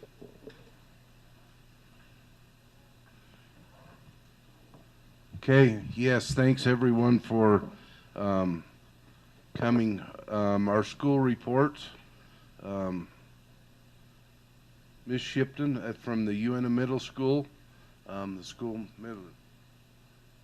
Are you telling me no, Shauna? No? She's just trying to get the, yeah, okay.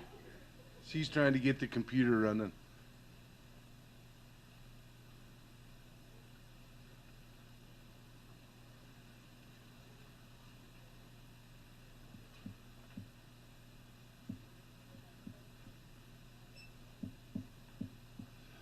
While we're waiting, we could celebrate Shauna's birthday.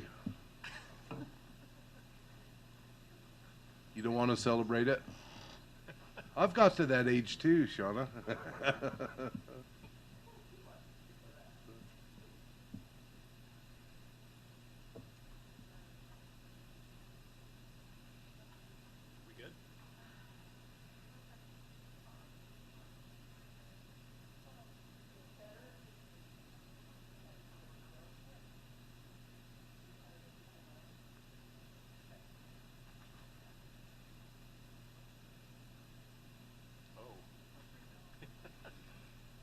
Shauna, if you had one of these, add one of these on it, it wouldn't do that to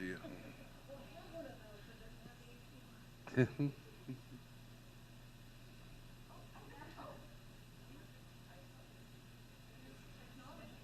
That's technical assistance at its best right there. That's right.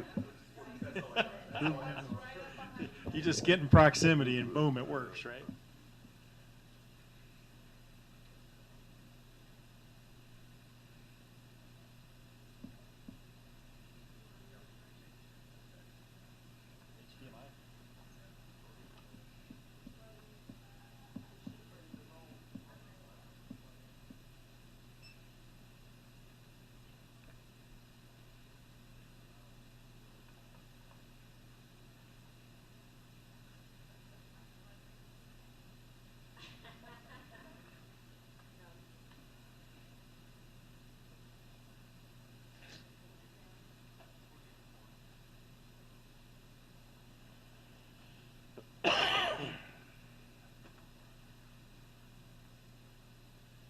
No, it's not, Sharon. Here we go. Okay. Good evening. I'm Sharon Shipton. I'm the principal at Uintah Middle School. And I know we're kind of running late, so I'll kind of go through this, and then if you have any questions, you can come to school and ask me, so we don't have to wait. How's that? Alrighty, so let me tell you a little bit about Uintah Middle School. We are the Hawks. This is where we are right now.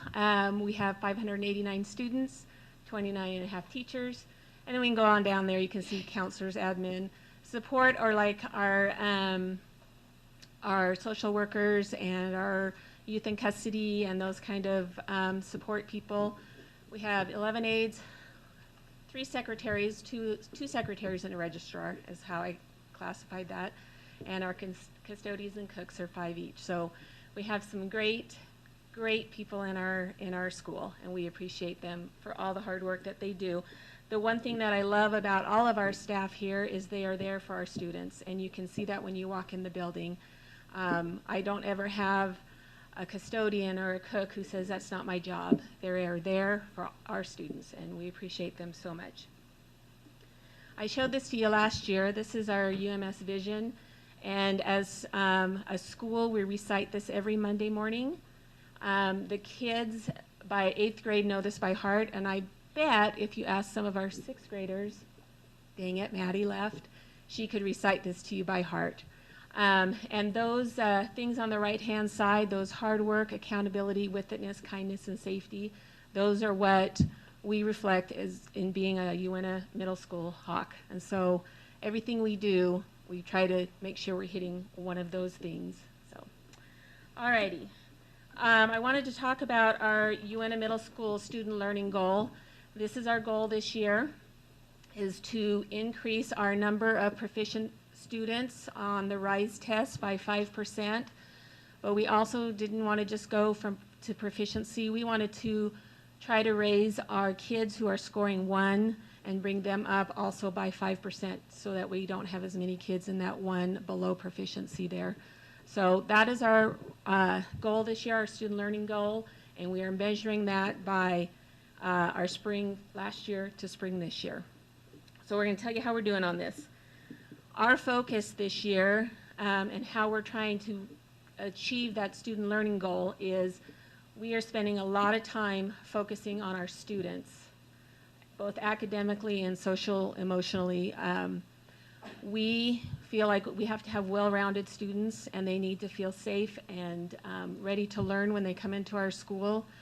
And our teachers, we've made a big focus this year on the names of those students. So when we look at data, we're looking at names of students, not just, oh, I had 30% of my kids who were not proficient. I had this many that were proficient. We are looking at the names of the kids, and if you come into our PLCs, you're going to see our teachers talking about kids, not just numbers. We're also focusing on our skills and proficiency. And so I want to talk to you a little bit about proficiency, and we'll do that a little later. But I just want to show you some of the results we're getting by focusing on these things. This is what we're seeing. In our ELA RISE, this is percent proficiency, and as we're looking at this, and you see that May 2023, this is the end of last year, so our 8th grade, that 34%, that was the 7th grade last year. So we're using the same cohort, the same amount, the same students. So just to give you an example, in May of 2023, we had 34% of our then 7th graders at proficiency. At the beginning of this year, we took a RISE test, a RISE interim test they call it, and just coming back off of the summer break, we had only 27% proficient. January, we took another interim, and you can see that that grew for our 8th grade to 37%. So 10% since the beginning of the year and 4% since the end of last year. So we were pretty excited about that. 7th grade, again, they were last year 6th graders, 32%. At the beginning of the year, 31%. At the middle of the year, 38%. 6th grade, last year these were our 5th graders, they were at 49%. And when I first saw that, I was like, ooh. But then after I talked with a 5th grade principal, I was informed that the testing is a little different, not to panic about that. And that made me feel a little bit better. But September they came in at 37 and they grew to 38. So you can see that by focusing on those skills and the proficiency and students, we're seeing growth already, and we hope that at the end of the year, we're still doing those check-ins with to see how they're doing, that grows even more. So we're pretty excited about our ELA RISE tests. Our math, this is our Ready Math testing, and right now we have beginning of the year data and middle of the year data. We just took this one in January. And what I want you to notice right here is the green. We want the green to grow and the red to decrease. So you can see that we are making progress in our Ready Math with our math students. So we're getting more students proficient at the middle of the year than at the beginning of the year. So we're pretty excited about that. We did take the RISE Math Interim in January as well. And I was kind of a little nervous about those scores. And then I found out that I really can't compare those to last year's for two reasons. One, kids are learning different concepts in math from year to year. And two, the interim test, I found out, tests all year long. So it's really an end of the year test, but our kids have only learned about half of the concepts right now. So what our teachers are doing with that RISE interim score or testing is they're looking at the things they've already taught to see how the kids are doing in that area. And they're not looking at the things they haven't taught yet. So I wanted to talk to you a little bit. I told you I'd talk to you about proficiency scales. This is something that Uintah Middle School is working hard on. We've started this last year, and we are in love with this system. Instead of a student getting I got an 83% on an assignment or a test, I got a 72%, students are being graded on a proficiency level. And if you look at this, they're graded on a 1, 2, 3, or 4, 1 being below proficient and 4 being highly proficient. And I just wanted to read these little definitions here for you that helps you understand this. It says, below proficient, I still need help and support from my teacher to do the simple parts of the standard. And remember that word standard in there, okay? Number 2 is approaching proficient. I'm getting close to meeting the expectations, and I can do the simpler parts of the standard independently. 3 is where they meet the standard. 3 is where they meet the standard and they can do them independently. And 4 is I have a deep understanding and can demonstrate it in complex ways. And sometimes we talk about that, really mastering that several times. And so that means they can apply it, they can repeatedly show that they are proficient in order to get highly proficient. I wanted to show you a little bit what it looks like in the classroom, and I hope this goes loud enough. I have a couple of videos. This is Jessica Blunt.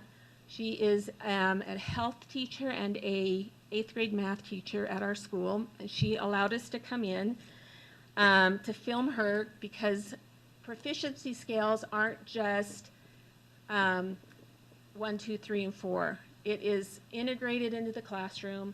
They are talking about it.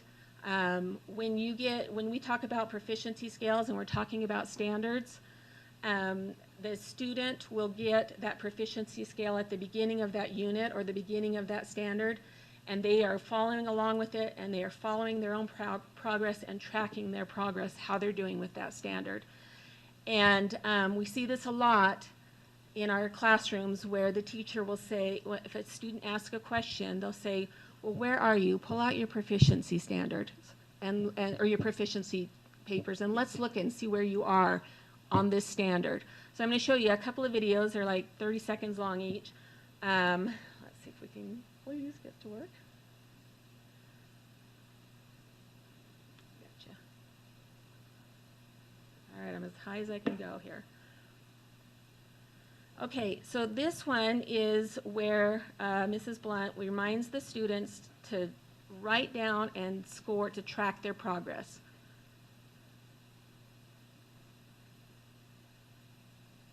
Maybe.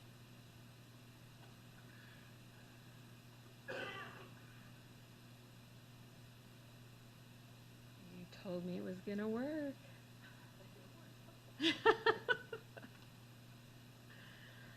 All right, well, maybe they're not going to work. Oh, there we go.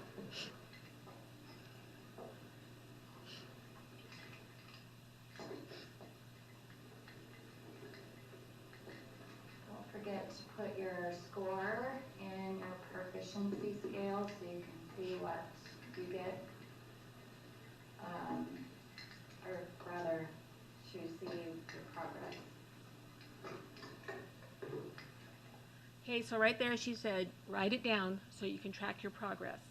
So it's not just, here's an assignment, and then hopefully in 2 weeks you get some information back. They are self-monitoring and checking their progress right then when they're doing this. Now this next one gives you a little explanation about how she usually explains this to the class. My guess is that this student was absent on this day, so she's explaining to this student about the proficiency scale for that unit or that standard.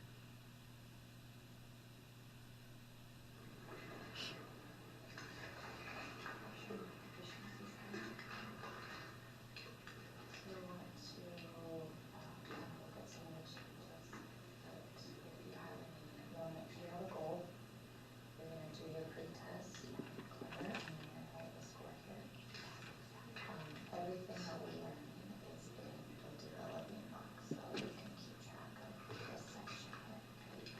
So that way we can be a little more organized so that when we get to efficiency tests, we know what we have to do.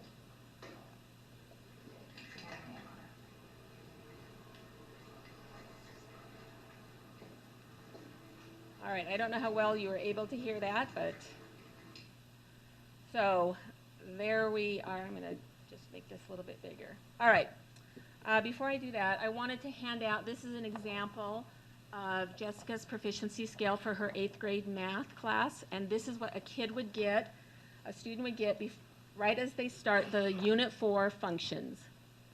And you can kind of see how they keep this with them. They have it out while they're in class.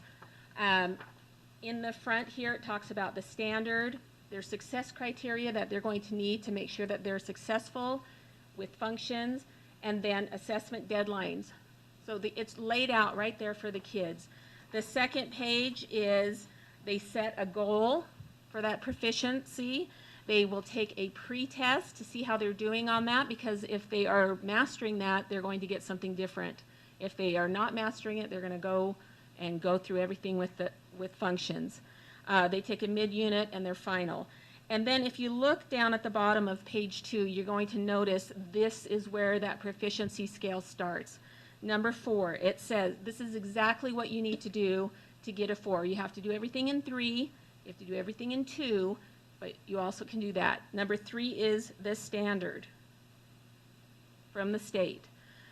One of the things I love is if you'll flip over to the 3rd page, the 2. And this is the really basic things like vocabulary. So as they're going over this in class, the kids are writing down those vocabulary words. And then number 1 down there is that they're attempting. So with partial success, I have attempted to meet proficiency, but I have minimal understanding. You'll notice that the lowest a kid will get, if they are working hard and trying, the lowest they're going to get, I wish we had a reporting system that could have 1, 2, 3, and 4, but we don't have that. We have to give kids a letter grade. So those are what those numbers are next to those. You'll notice the lowest, if they are working hard, they're going to get is a 65. They only get a 0 if they haven't attempted it, or they were absent and they were missing. So nobody's going to get a 0 if they're working hard. The thing I want to talk to you about this is this next one, and this is one from our science class. Just because they try it once and they might get a 65 does not mean that's their grade for the functions unit or for whatever unit they're on.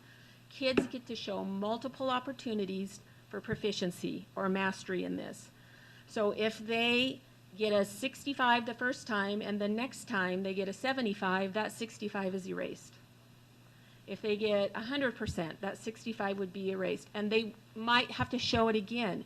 Now let me give you an example. If I have a kid who's doing 75, 75, 75, 75, 100, I might as a teacher go, are they at 100, or do I need to check one more time to make sure they're there? If they go down to a 65, that student's not going to get a 4. They have to show it consistently. If I have a student who gets 100, 100, 100, 100, 65, I'm not going to tell that student, now you're at a 65. I'm going to tell that student, hey, what happened here? Let's check it again. So it gives kids an opportunity to try multiple times to show that they have mastered or they are proficient in that skill or that standard. So this right here would be an example of a student who, this is an 8th grade science class. And you'll notice that if you look where it says magnetic fields right there, you'll notice that there's a couple of magnetic fields above it, and they are grayed out, which means the first time this student took the test got 100, then got an 85, and then got an 85 again.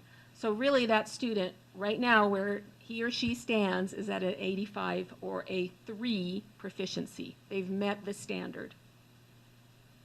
Okay?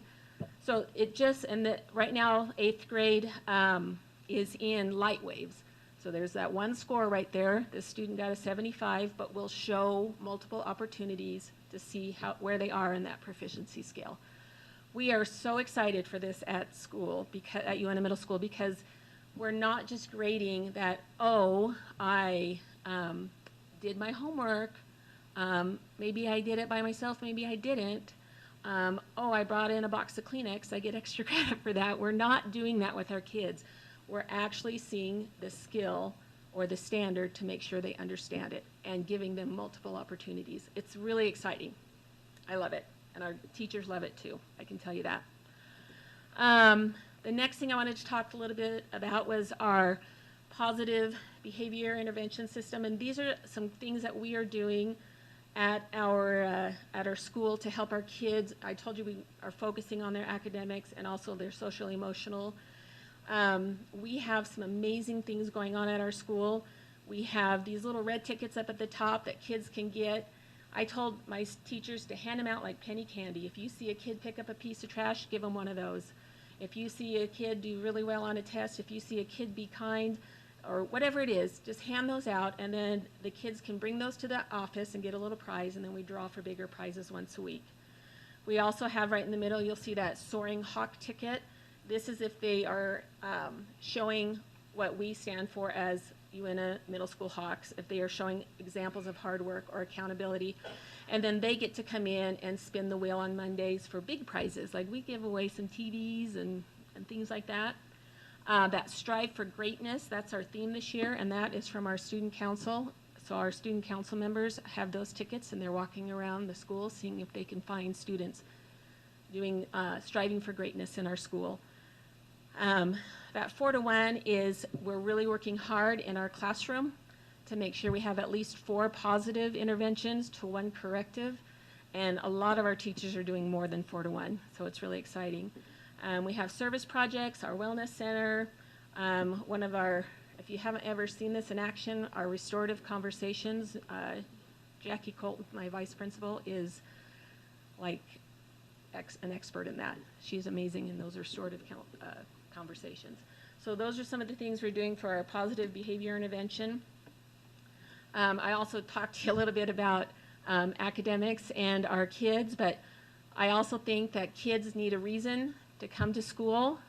They need to have fun. They need to be involved. They need to have activities that want to get them there. So we try to have a lot of things at school that get them excited to come to school, because we think once we can get them there, we can get them to learn. But if they aren't enjoying school, they're not going to be there. And so we have trivia donuts every Thursday. So that's one of the great things that our kids like to do. So we have a great time at Uintah Middle School, and we have a great time learning. I do want to tell you one last thing about the conversations that are going around our school, a couple of things. After we took our interim tests, we had kids that I could actually hear in the halls saying, I went up by 100 points. I went up by 40 points. I did this. I did this. And I've never heard that in the halls before since I've been there. They were excited because we made it an event. The other thing that my secretary told me just today when I was leaving, she said, that is the 5th person in 1 week that has said to me, there's a difference in this school. It's really positive. We did some national testing today, and the people left and said, wow, it was for 8th graders. They're like, I've never seen an 8th grade class like this. They were amazing. So our kids are doing amazing things. They're a close-knit school, and we love those kids. So this is our theme, Strive for Greatness, and that is exactly what we're doing at Uintah Middle School. That's all I have. You have any questions for me?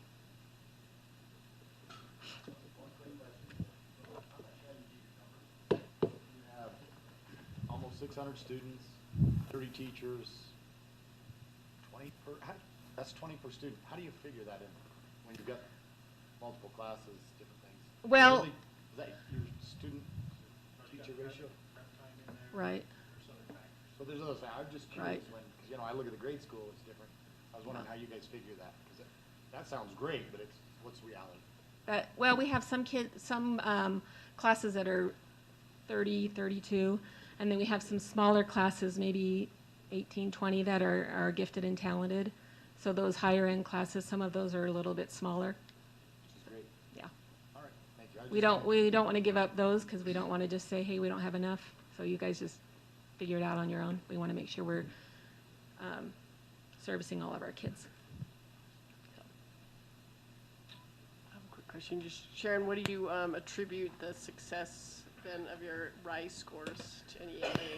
Well, I think we have addressed it in a positive light. We also changed the way we tested our interim. So in the past, we've had them test in their science class or in their English class, and it was 4 days. They would come every day and they would just, okay, we're gonna pick up where you left off.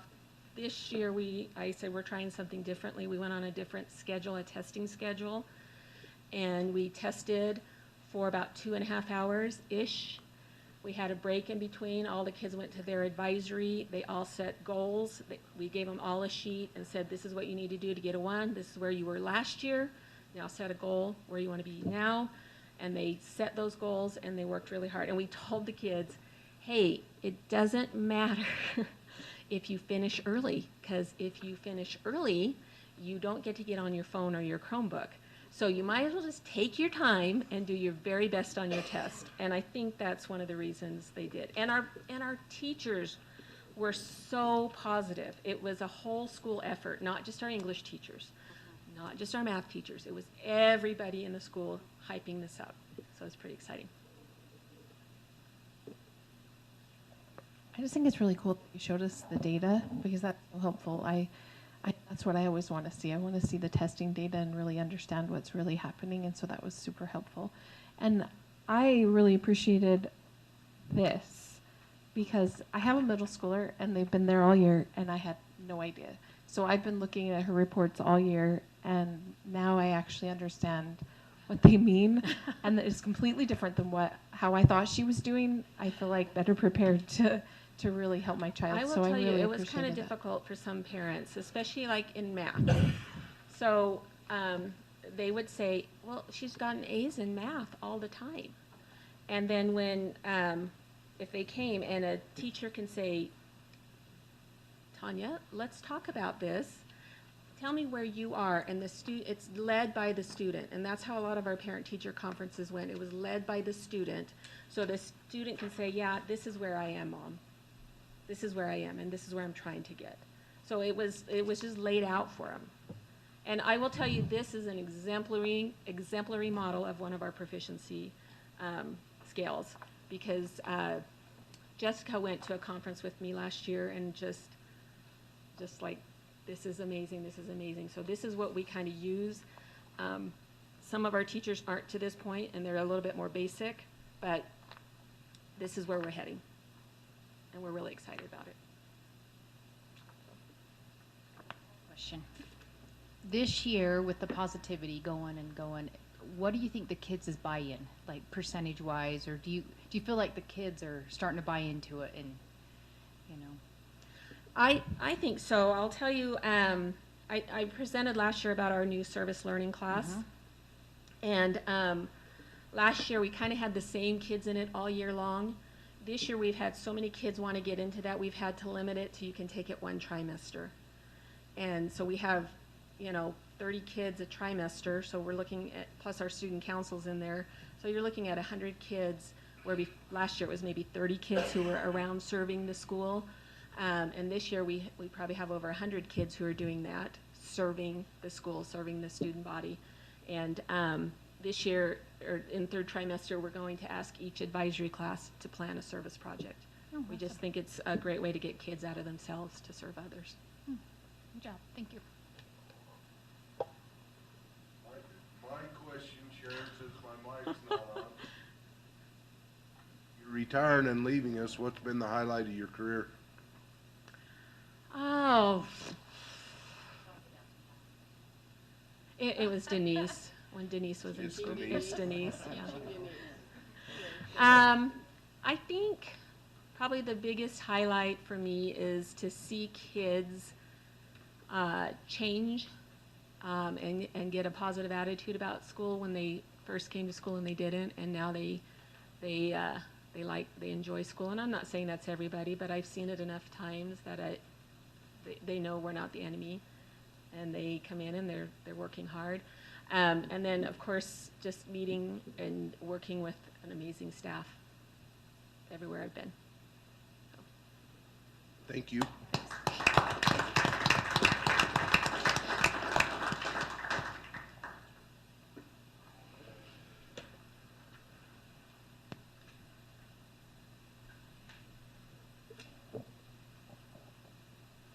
So we have, these are in board docs, and we have a third one that just says NA. Okay. Public input, we have none that has signed up.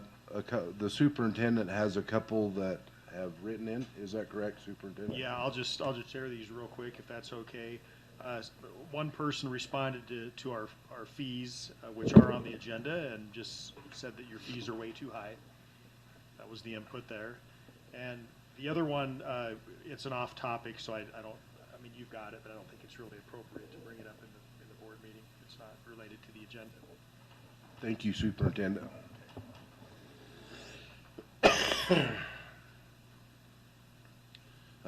Moves us to item number 2 in the business meeting, our consent calendar. There's 3 items on the consent calendar. We can approve them all at once or split them out if a board member so desires, but I'd entertain a motion on the consent calendar. I move that we approve the consent calendar, which includes 3 minutes. Do you want me to say them? And the month. That includes minutes, purchases over 50, and monthly board financial update. Oh, I missed that. Robin, is that correct?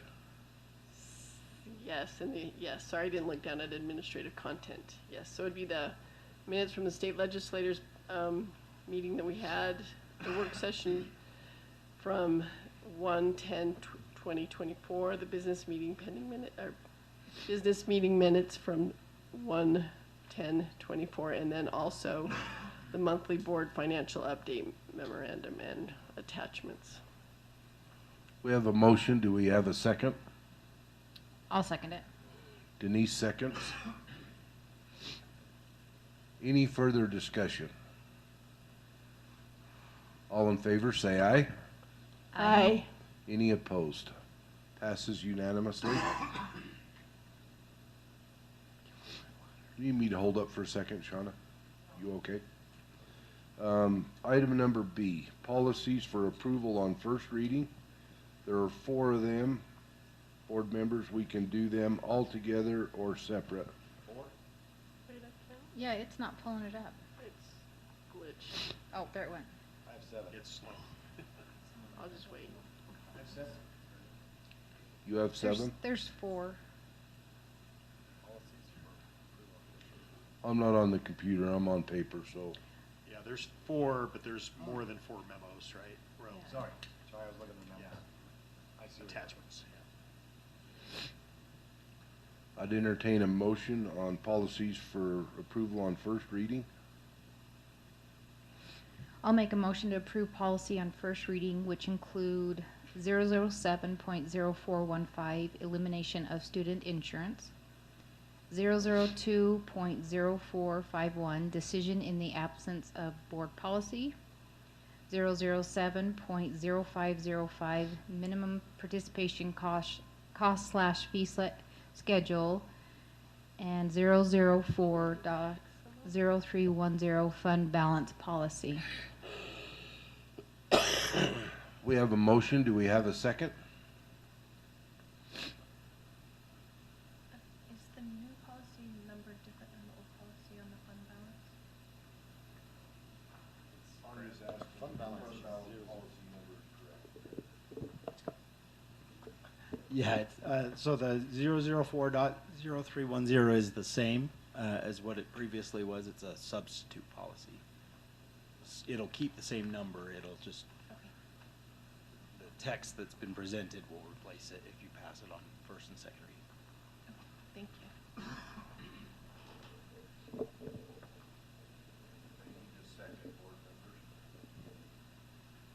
I'll second.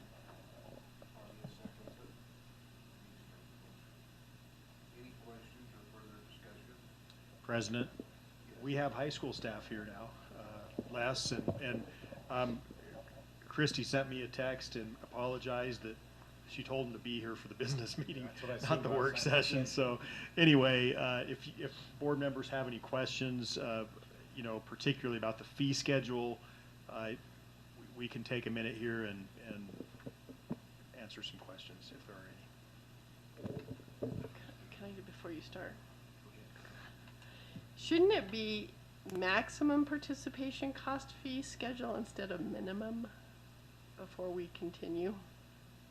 Because it's the most, can we clarify that? Because Robin keeps thinking it's maximum. Yeah, so so I think that's just a, Probably an it's more an issue on the agenda than. agenda there. If you look at the model, or not the model, the draft policy that's been submitted, its title, like the actual title of the policy from here on out would be 0070505 school fees policy, and then section 4 of that policy would be maximum participation cost / fee schedule, fees and fundraising. So that's all correct. It's just the agenda for whatever reason says minimum. Okay, sorry, thank you. Good question. I was just thinking, we kind of come up with some questions or some assignments, I guess, that I think, I'm not sure we need less to, you're here, you know, maybe you can insight us a little bit. There were a number of those that, Your mic kicked off, There you go. there were a number of those that actually almost doubled in cost. But maybe you can just explain to us, eventually we'll want to see those cost schedules, and that may help us, if that makes sense, Les. Do you remember exact one? I mean, I think cheer and wrestling. Wrestling. Okay, well, so let's we start were with confused wrestling. we were confused at wrestling simply because some of us think that's more of a club sport. Should it be in there or not? So I guess Okay. that's. Yeah, so we had, and maybe I should have deliberated with this. So being new and not understanding exactly how everything goes. Example, next month, before track season even begins, we're gonna send a group of track athletes up to the Simplot Games, up to Idaho. It's being done as a club, and so it's considered separate. When I noticed that wrestling had gone to Iowa, which they've done for years and years and years, there was a little bit of mix, right? There was still per diem and other things being mixed in, and so I just said, you know, maybe we're better off be above board and let's create a spend plan for it and include it. Wrestling has a club and a program which was funding the majority of it, but then there was some crossover, what I'd seen in the past. So I encouraged them to create a spend plan for it so that everything was on the up and up, even though it does occur in the off season. So we're more than willing to create, to keep it at club status. At that point, we just need to sit down and work out. I need to really go back and look at exactly where the mixes were, because there was some mix of funds that were occurring there. Travel, per diem, etc., with the high school coaches going to this, even though it's considered off-season. So I'm open for suggestions on that. The issue, we need to know what a reduced, what a what's it called? Fee schedule. Fee waiver. Okay. Fee waiver. I mean, isn't the issue that? I mean, that's one of the issues. That's in what the we're main. assuming, So we need to know what our responsibility is if the school's responsibility, if we fee get a waiver. Okay. then. That's yeah, on that's our like- purview, yeah. All right, so my understanding, and I could be wrong on these, this is just from my past experience and my experience here. If a student is given a fee waiver for school lunch or anything, they're also, the athletics programs are required to give them a fee waiver for any costs during the season. That's mandatory, right? And so if we have a girl that's on cheer and she gets a fee waiver, well, you can look at the costs for uniforms, camps, et cetera, and at this point, our programs eat that. Okay, and that's why our programs fundraise, et cetera. And so right now, our girls' cheer program's $8,000 in the hole because of inability to collect fees and or fee waivers. So the money's still coming out of their account. They're having to pay for those particular items, but they don't have, either the funds are not being brought in. So I discussed that with our principal, and she's adamant as an administration that we're not allowed as coaches to hold people from participation if they have not paid their fees. And I agree with that 100%. We'll just have to figure out a way to reimburse our programs for any fee waiver fees that are lost. So everything on that fee waiver or fee schedule that you see, if an athlete is on a fee waiver, the program is responsible to provide all of that to the athlete at no cost. I think that was where our concern was, that if we include like the summer tournaments and things on there, that then our fee waiver says that we have to pay for summer tournaments that were optional. And so how do we separate a few extra tournaments that aren't required to participate during the season so that we aren't left with these excessive numbers, because those camps can be pretty My hefty. understanding that anything that's an optional is not fee waiverable. Okay, so I'll give you another example. I encourage my coaches, instead of buying a large spirit pack with gear for athletes that they would be responsible to fee waiver, I encourage them to do an online store where the individual families can go online and purchase what they would like as far as gear, swag, sweats, etc. So now they're not responsible for fee waiver kids. They can go on. But if there's anything required, for example, in football, if there's a girdle that's required as a part of their uniform or team socks, those are responsible. The programs will. So anything that's optional, I'll give another example, basketball boys added a $300 optional camp, summer camp, bringing in a college coach. It's $300, but it is optional. It's one of the things on their fee schedule.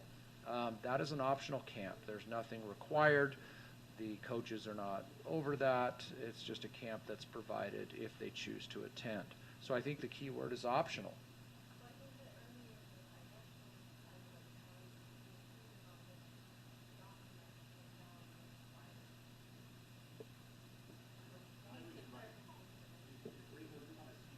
He knows better than I do.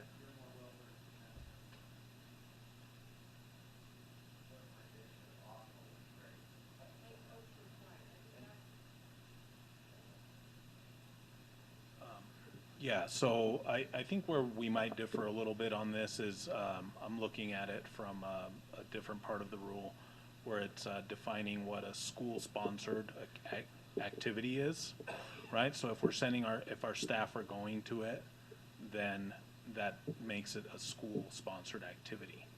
right? And so that's where it's my opinion that this should be included on the fee schedule. So we can certainly dig into that a little deeper, and you as a board can definitely have a say on that. If it's a gray area, we want to be careful of where we land on that gray area, right? Because, I mean, certainly having a finding on it from a state audit on this isn't the end of the world. There's, we put in place a correction plan and proceed accordingly. But if it's a gray area, we definitely want to be in agreement where we want to land on. So.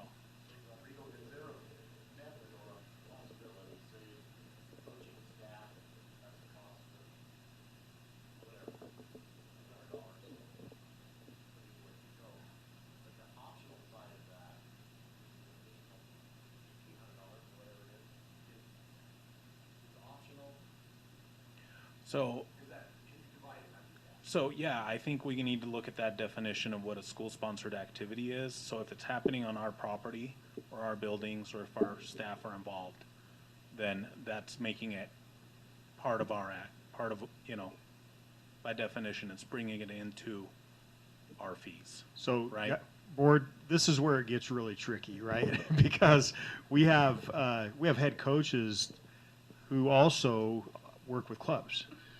So the question is are they really our employee if they're acting as the club sponsor at that time? That's where things are convoluted right now, and we probably need to put some definitions in place to resolve that, because there's probably some liability issues that are intertwined with the same conversation. And we know we have this issue. We started working with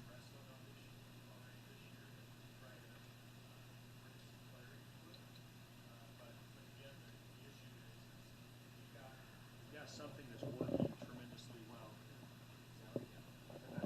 Sorry. Yeah, so we have some things that are working really well, and we've got to find a way to allow those programs to continue to operate that are functioning well, but at the same time resolve some of these gray area matters. Right, and I mean, if you look at the fee schedule, there are lots of items on there, such as when a club goes to nationals or something like that are of a commensurate cost, right? And we have the same financial exposure to that if a student on a fee waiver goes to that versus this camp, right? So this is a camp for my understanding is that the athlete has to qualify and be at a certain skill level, so it wouldn't just be anyone that wants to go can go. Yeah.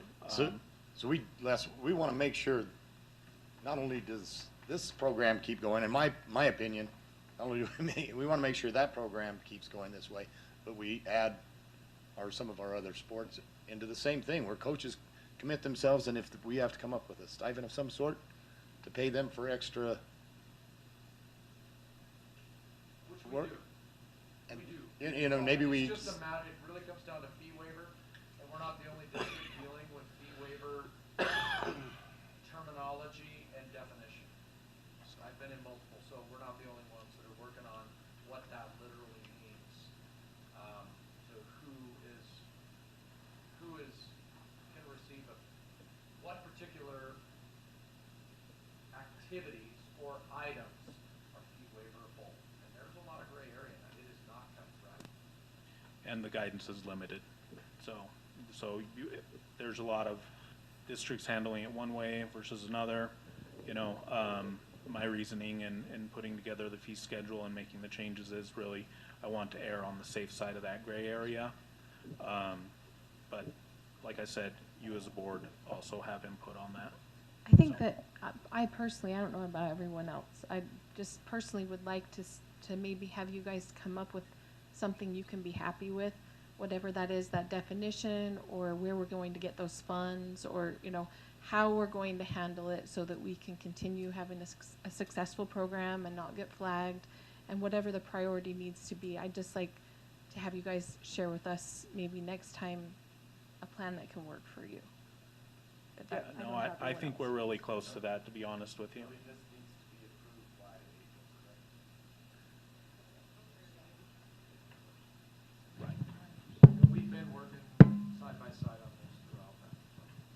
Yeah, President. So I would just suggest that, you know, let us go back to the drawing board a little bit, come up with a strategy that we're all in consensus with, whether it's perfect for the audit or not. Like, let's come up with something and just run with it. It may not be perfect right now, but you know, we want to pass our audit, right?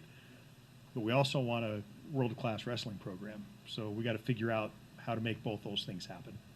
My only fear is that we put our program in financial jeopardy. You know, we're at cost of working with them to make sure they stay within the means. And depending on how we define this, we're at some financial challenges twice. So we got to look at that up. Yeah, that was our biggest concern when we saw that. Any other questions on the schedule? I really think our program will work hard to take care of our kids. As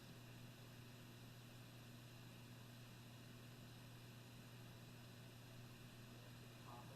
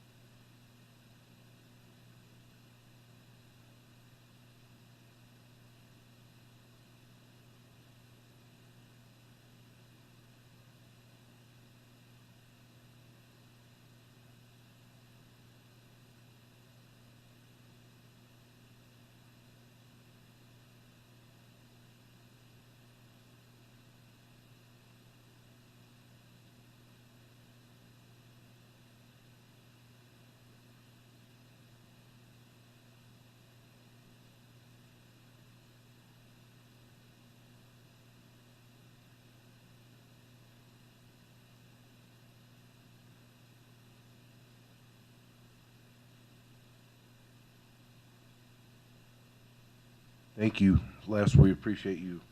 Okay, we have a motion and a second on the table. Is there any further discussion?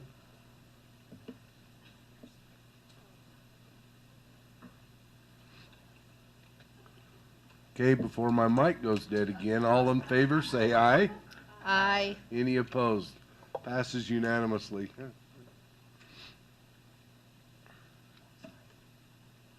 Paul.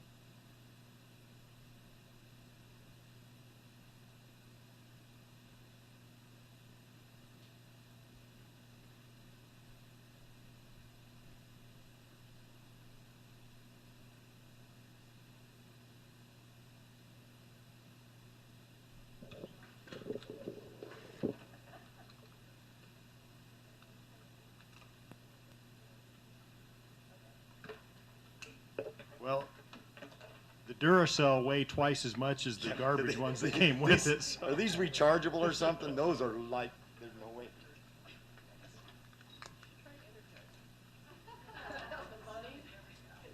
There's no bunny in the green ones. There's nothing in those green ones. There's nothing in the green ones. Yeah, not an 8-hour one, huh? Okay.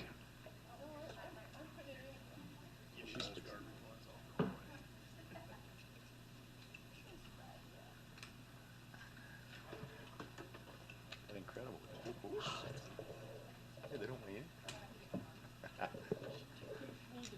Testing. Displacement.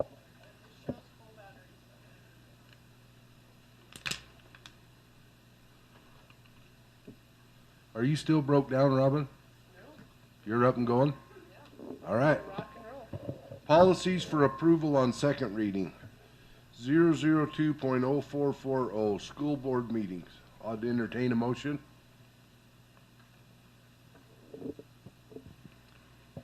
I'll make a motion to approve policy 002.0440, school board meetings on second reading. I have a motion. Do I have a second? I will second that. Now we're echoing. Denise made the motion. Todd seconded it. Any further discussion? All in favor, say aye. Aye. Aye. Any opposed? Passes unanimously. 002.0305, board members, principles of operation.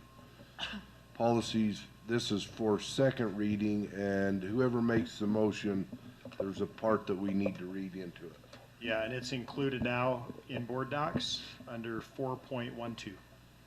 I'll make a motion to approve policy 002.0305, board members' principles of operation, conduct, and ethics, with the following amendments on second reading. Adding 4.12, in addition to representing the district from which a board member was elected, board members should consider the needs and desires of and the impacts on the whole school community when making decisions. I'll second it. Any further discussion, board members? You okay, Robin? Yes, I'm fine. Okay, all in favor, say aye. Aye. Any opposed? Passes unanimously. I wasn't picking on you, I just didn't want to take you away if you wanted to say something. Well, unless you want to put excellence in education on 2.7. We already voted now, you can't talk. Gosh, me. I know, the moment was gone. Robin, we love the sentiment, and we're always striving for excellence, right? All right. Restructuring of district leadership. We talked about this in the work session. I'd entertain a motion to approve the restructuring of the district leadership.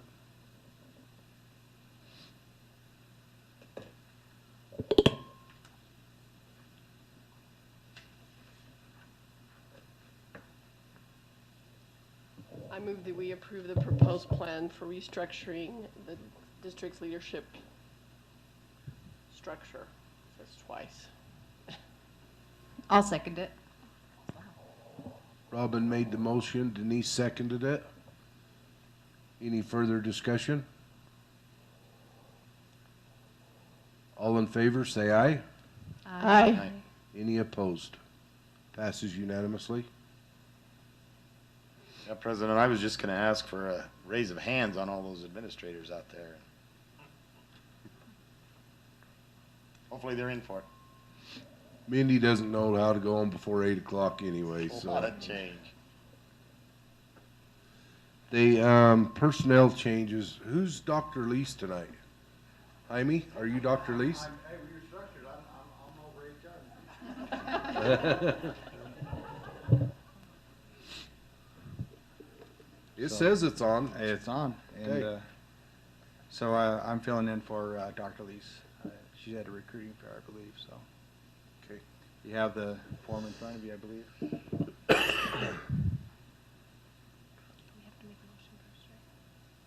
Oh, yes, I did mess that up, didn't I? That's okay. Go ahead. Sorry, just a second. I need a motion to approve the personnel changes.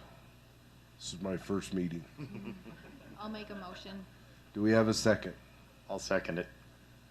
Okay, we have a motion and a second. Now Dr. Lease, which is Jaime, will help us through that. If you have any questions, board members, please refer to them as a number.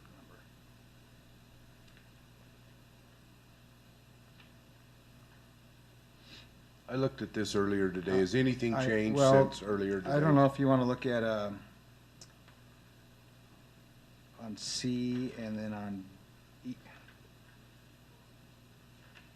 On C, second page, number 3, and then also on E, number 3, same name twice. You see that? Just want to make sure you know, you understand why. It's current practice. If you hire a new head coach, you allow them choose their staff. and they choose their staff. And so in that case, was rehired at the same time was resigned. Does that make sense? So on the first page, on C was rehired, was hired as an extracurricular, and then the separation of employment, same employee, and that's just why. It was just one employee, not all. Just the one employee, yeah, right, at number 3 in both.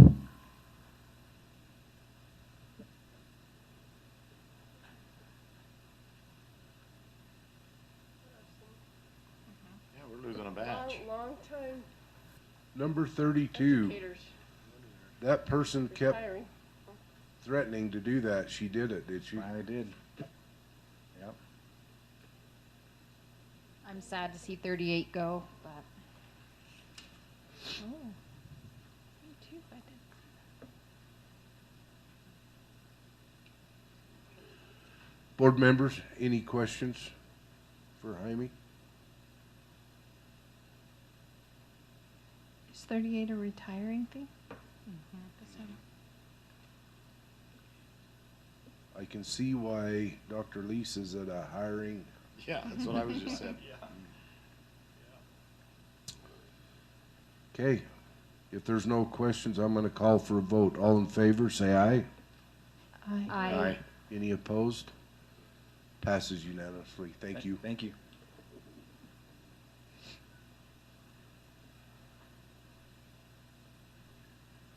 Dr. Woodford, calendaring items. Great, board members, yeah, if you'll just open up the link. It's just kind of the same drill as every month, right?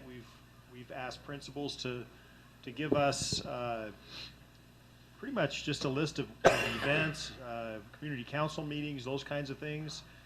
And there's a pretty good list there, so any questions? Oh, need to make sure everybody, it's on your radar, right? We do have a business meeting on February 21st, beginning at 4 o'clock, for capital outlay, right? Did I say all that right, Grant? Yes, you did. Yes. And we will add one more agenda item onto that meeting agenda. We have VCBO is ready to present teen center designs. There's a couple of them. I think there's 2 options with the pricing, so the board can see where we're at with that project. And we also, good news, we received in addition to the state grant of $250,000, we received another $40,000 from the policy project, which is a private group with private funding.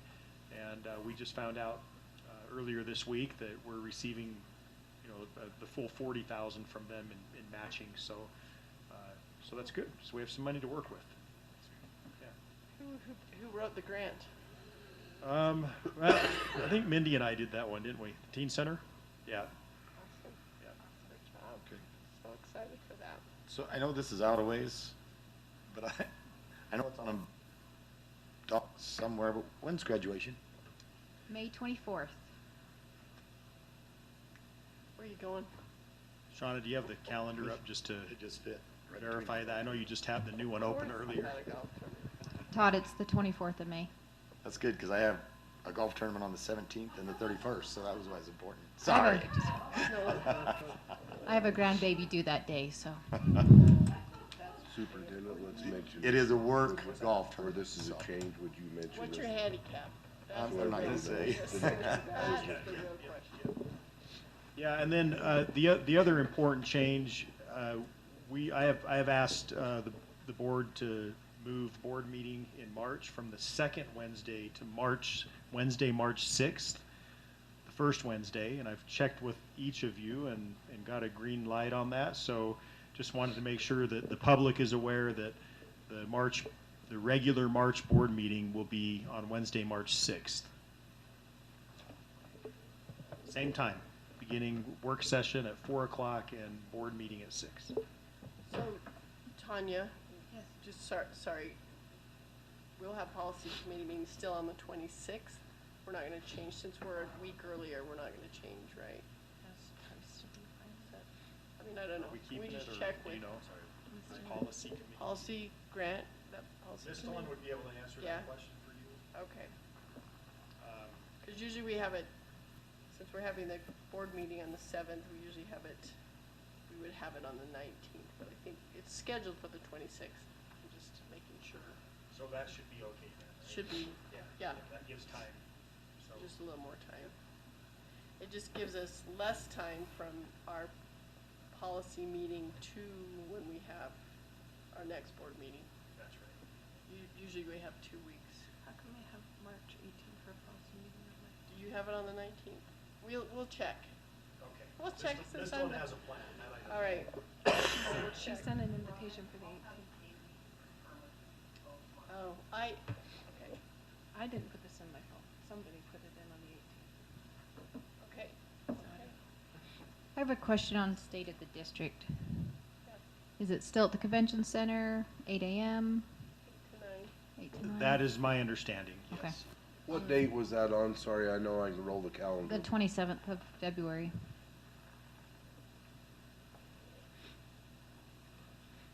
That's also Mr. Uintah. I miss Uintah. That night.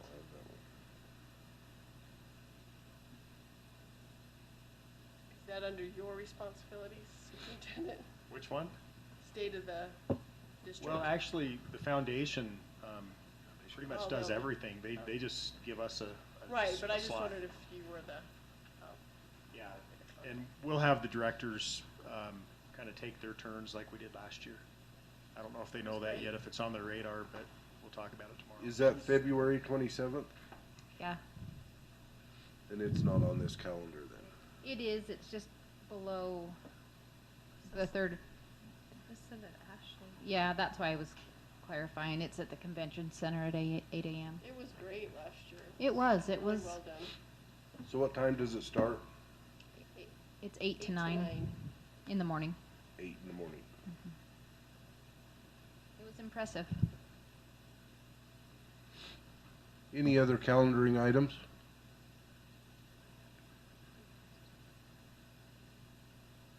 What is something rotten musical new teacher social?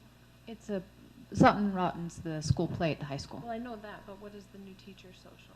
Oh, I don't know. Yeah, so what we do is our first-year teachers, we invite them to various social events throughout the year.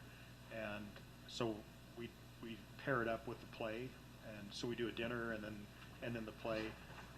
You guys are welcome to come if you would like, but it's certainly not mandatory. All the directors, principals, yeah. Okay, there you go. Yep. It's a lot of fun. It's great. It's just an opportunity to be with those new teachers and spend some time with them and eat some food and watch play. So it's great.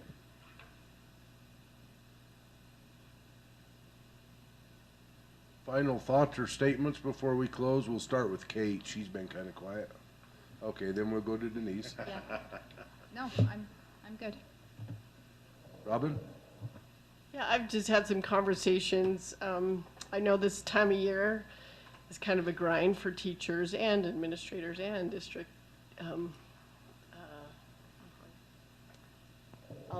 all employees really. But I just really appreciate. I think the one thing I just keep thinking about, the one thing we hopefully learned from COVID, or if you don't like to say it, 2019, 2020, 2021, is how important our educators are in the classroom and what an effect they have on student learning and outcomes and just those relationships, how important they are. So I'm not taking it for granted anymore. I think just that teacher in the classroom really, I just sending out kudos and good vibes because they really make a difference, and I really appreciate all the hard work that goes into teaching. It's an art and a craft, really. So very appreciative of our educators in our district, and we have just great people all the way around. But I wanted to shout out to our educators, how much they're appreciated. Todd? I just want to make a comment. I know when we see changes, especially in administration, sometimes I always say it's challenging. I've been in those positions, and some things are taken away, some things are given to you. It's a challenge, but I appreciate the administrative individuals that have made those changes or been willing to make those changes. So I know that's a difficult task at times. And so appreciate what you guys are doing and what you'll continue to do. So, and also, I had the opportunity to judge DECA. I'm not a great judge of DECA, trust me, but it was an eye opener to me as I sat down. The first couple of individuals that came in, I was impressed, and I thought these have got to be this is probably the, you know, the cream of the crop here. And the next group that came in was even that much better, and it just continued that way. And so I wanted to stay for the awards assembly just to see who achieved what. But what a great group of young folks we have that I assume, I know I went home and challenged my grandkids to be a part of DECA. It was something I definitely didn't engage myself in. I don't even know if we had DECA back in my day. But the reality is I know that program in itself will help build some leaders and some business leaders in our communities. So thank those individuals that are involved in that. It was fun as well. So. Can I say something? Yes. I didn't realize we were to this part. It's been a long day. I just wanted to, everybody that went to Dean Services, you know, you could tell he was fully loved by this district. Jaime did an amazing job. I don't know if he's still here. He did a great job. The soup did great. And so it really does show who this community is. And so I really tried not to cry. It was really, really well done. So I wanted to say that. And thanks, Todd, for giving my daughter a hard time at DECA, because she deserved it. But that was it. Thank you. Tanya? Can't really add to that. I was just I had the opportunity, I guess, this last month. I thought I really appreciated. I had questions about my daughter's class, and I was so appreciative that the secretary, the teacher, they just welcomed me into the class and let me observe. And I was so impressed by what I saw. I felt, and the teacher's response in helping me to be comfortable with what they were learning and what I needed to be working on with my daughter. And it was so much fun to watch her teach those kindergartners literacy, and it's just incredible to me. I love it. I love seeing the smart boards and all of the ways that we can teach now. And they had several aides in there working with the kids that were struggling, and so that they could keep moving forward. And I was just so impressed and grateful that they would go out of their way to let me get my questions answered as a parent, and so I'm appreciative of that. Thank you. Grant? I'll take an opportunity tonight. I usually pass on this, sorry, but with the restructuring changes that you just approved, as superintendent noted, I'm going to have some supervisory responsibilities moved from me to other director, and I just wanted to take a moment to thank and express my appreciation and approval of the people we have running our foods department, our technology department, our transportation departments. They do a fantastic job. I could say I've just been sitting here thinking of individual things to praise them with, and you know, don't know that I want to embarrass any of them in the meeting with gushing about all of the things that I've seen about them just in the time I've been here. With that said, I also just I get to keep supervisory responsibilities for facilities, and just think the world of Donnie and his crew, and then of course I can't say enough about the business department and the help and support that they're giving me right now. Our business department has dealt with some challenges in just the last couple of weeks, and everyone's stepping up and really helping out with that considerably. So I just want to thank everyone for all the hard work that they're doing, and also just need to shout out to my family because they support me so much, and I'm grateful for that. Superintendent? Yeah, thank you. So I need to apologize. I spoke quickly, just off the top of my head in response, Robin, when you talked about excellence and in the context of facilities and resources. Excellence isn't all about that, right? I mean, it's about capacity building, and it's about the people that we have and the collaborative work that's being done in our district. And those things are happening despite or regardless of, sometimes we are thin on resources here in Utah. But I just really appreciate, the level of leadership we have. We've been in a lot of classrooms and had the opportunity this week. I know our directors have been in 3 schools. I had the chance to visit 2. I couldn't make all 3 of them, but we went to Mazer yesterday. Jaime, was it yesterday? Yeah, yesterday. Anyway, went into 6 different classrooms, different grade levels, but man, we saw some amazing teachers at work, and they didn't know we were coming. They knew we were in the building, but they didn't know which classrooms we were going to visit or when we were going to visit them. And the level of instruction was impressive. So I just, agree. The shout out goes to our teachers and our principals who are working with them, our instructional coaches.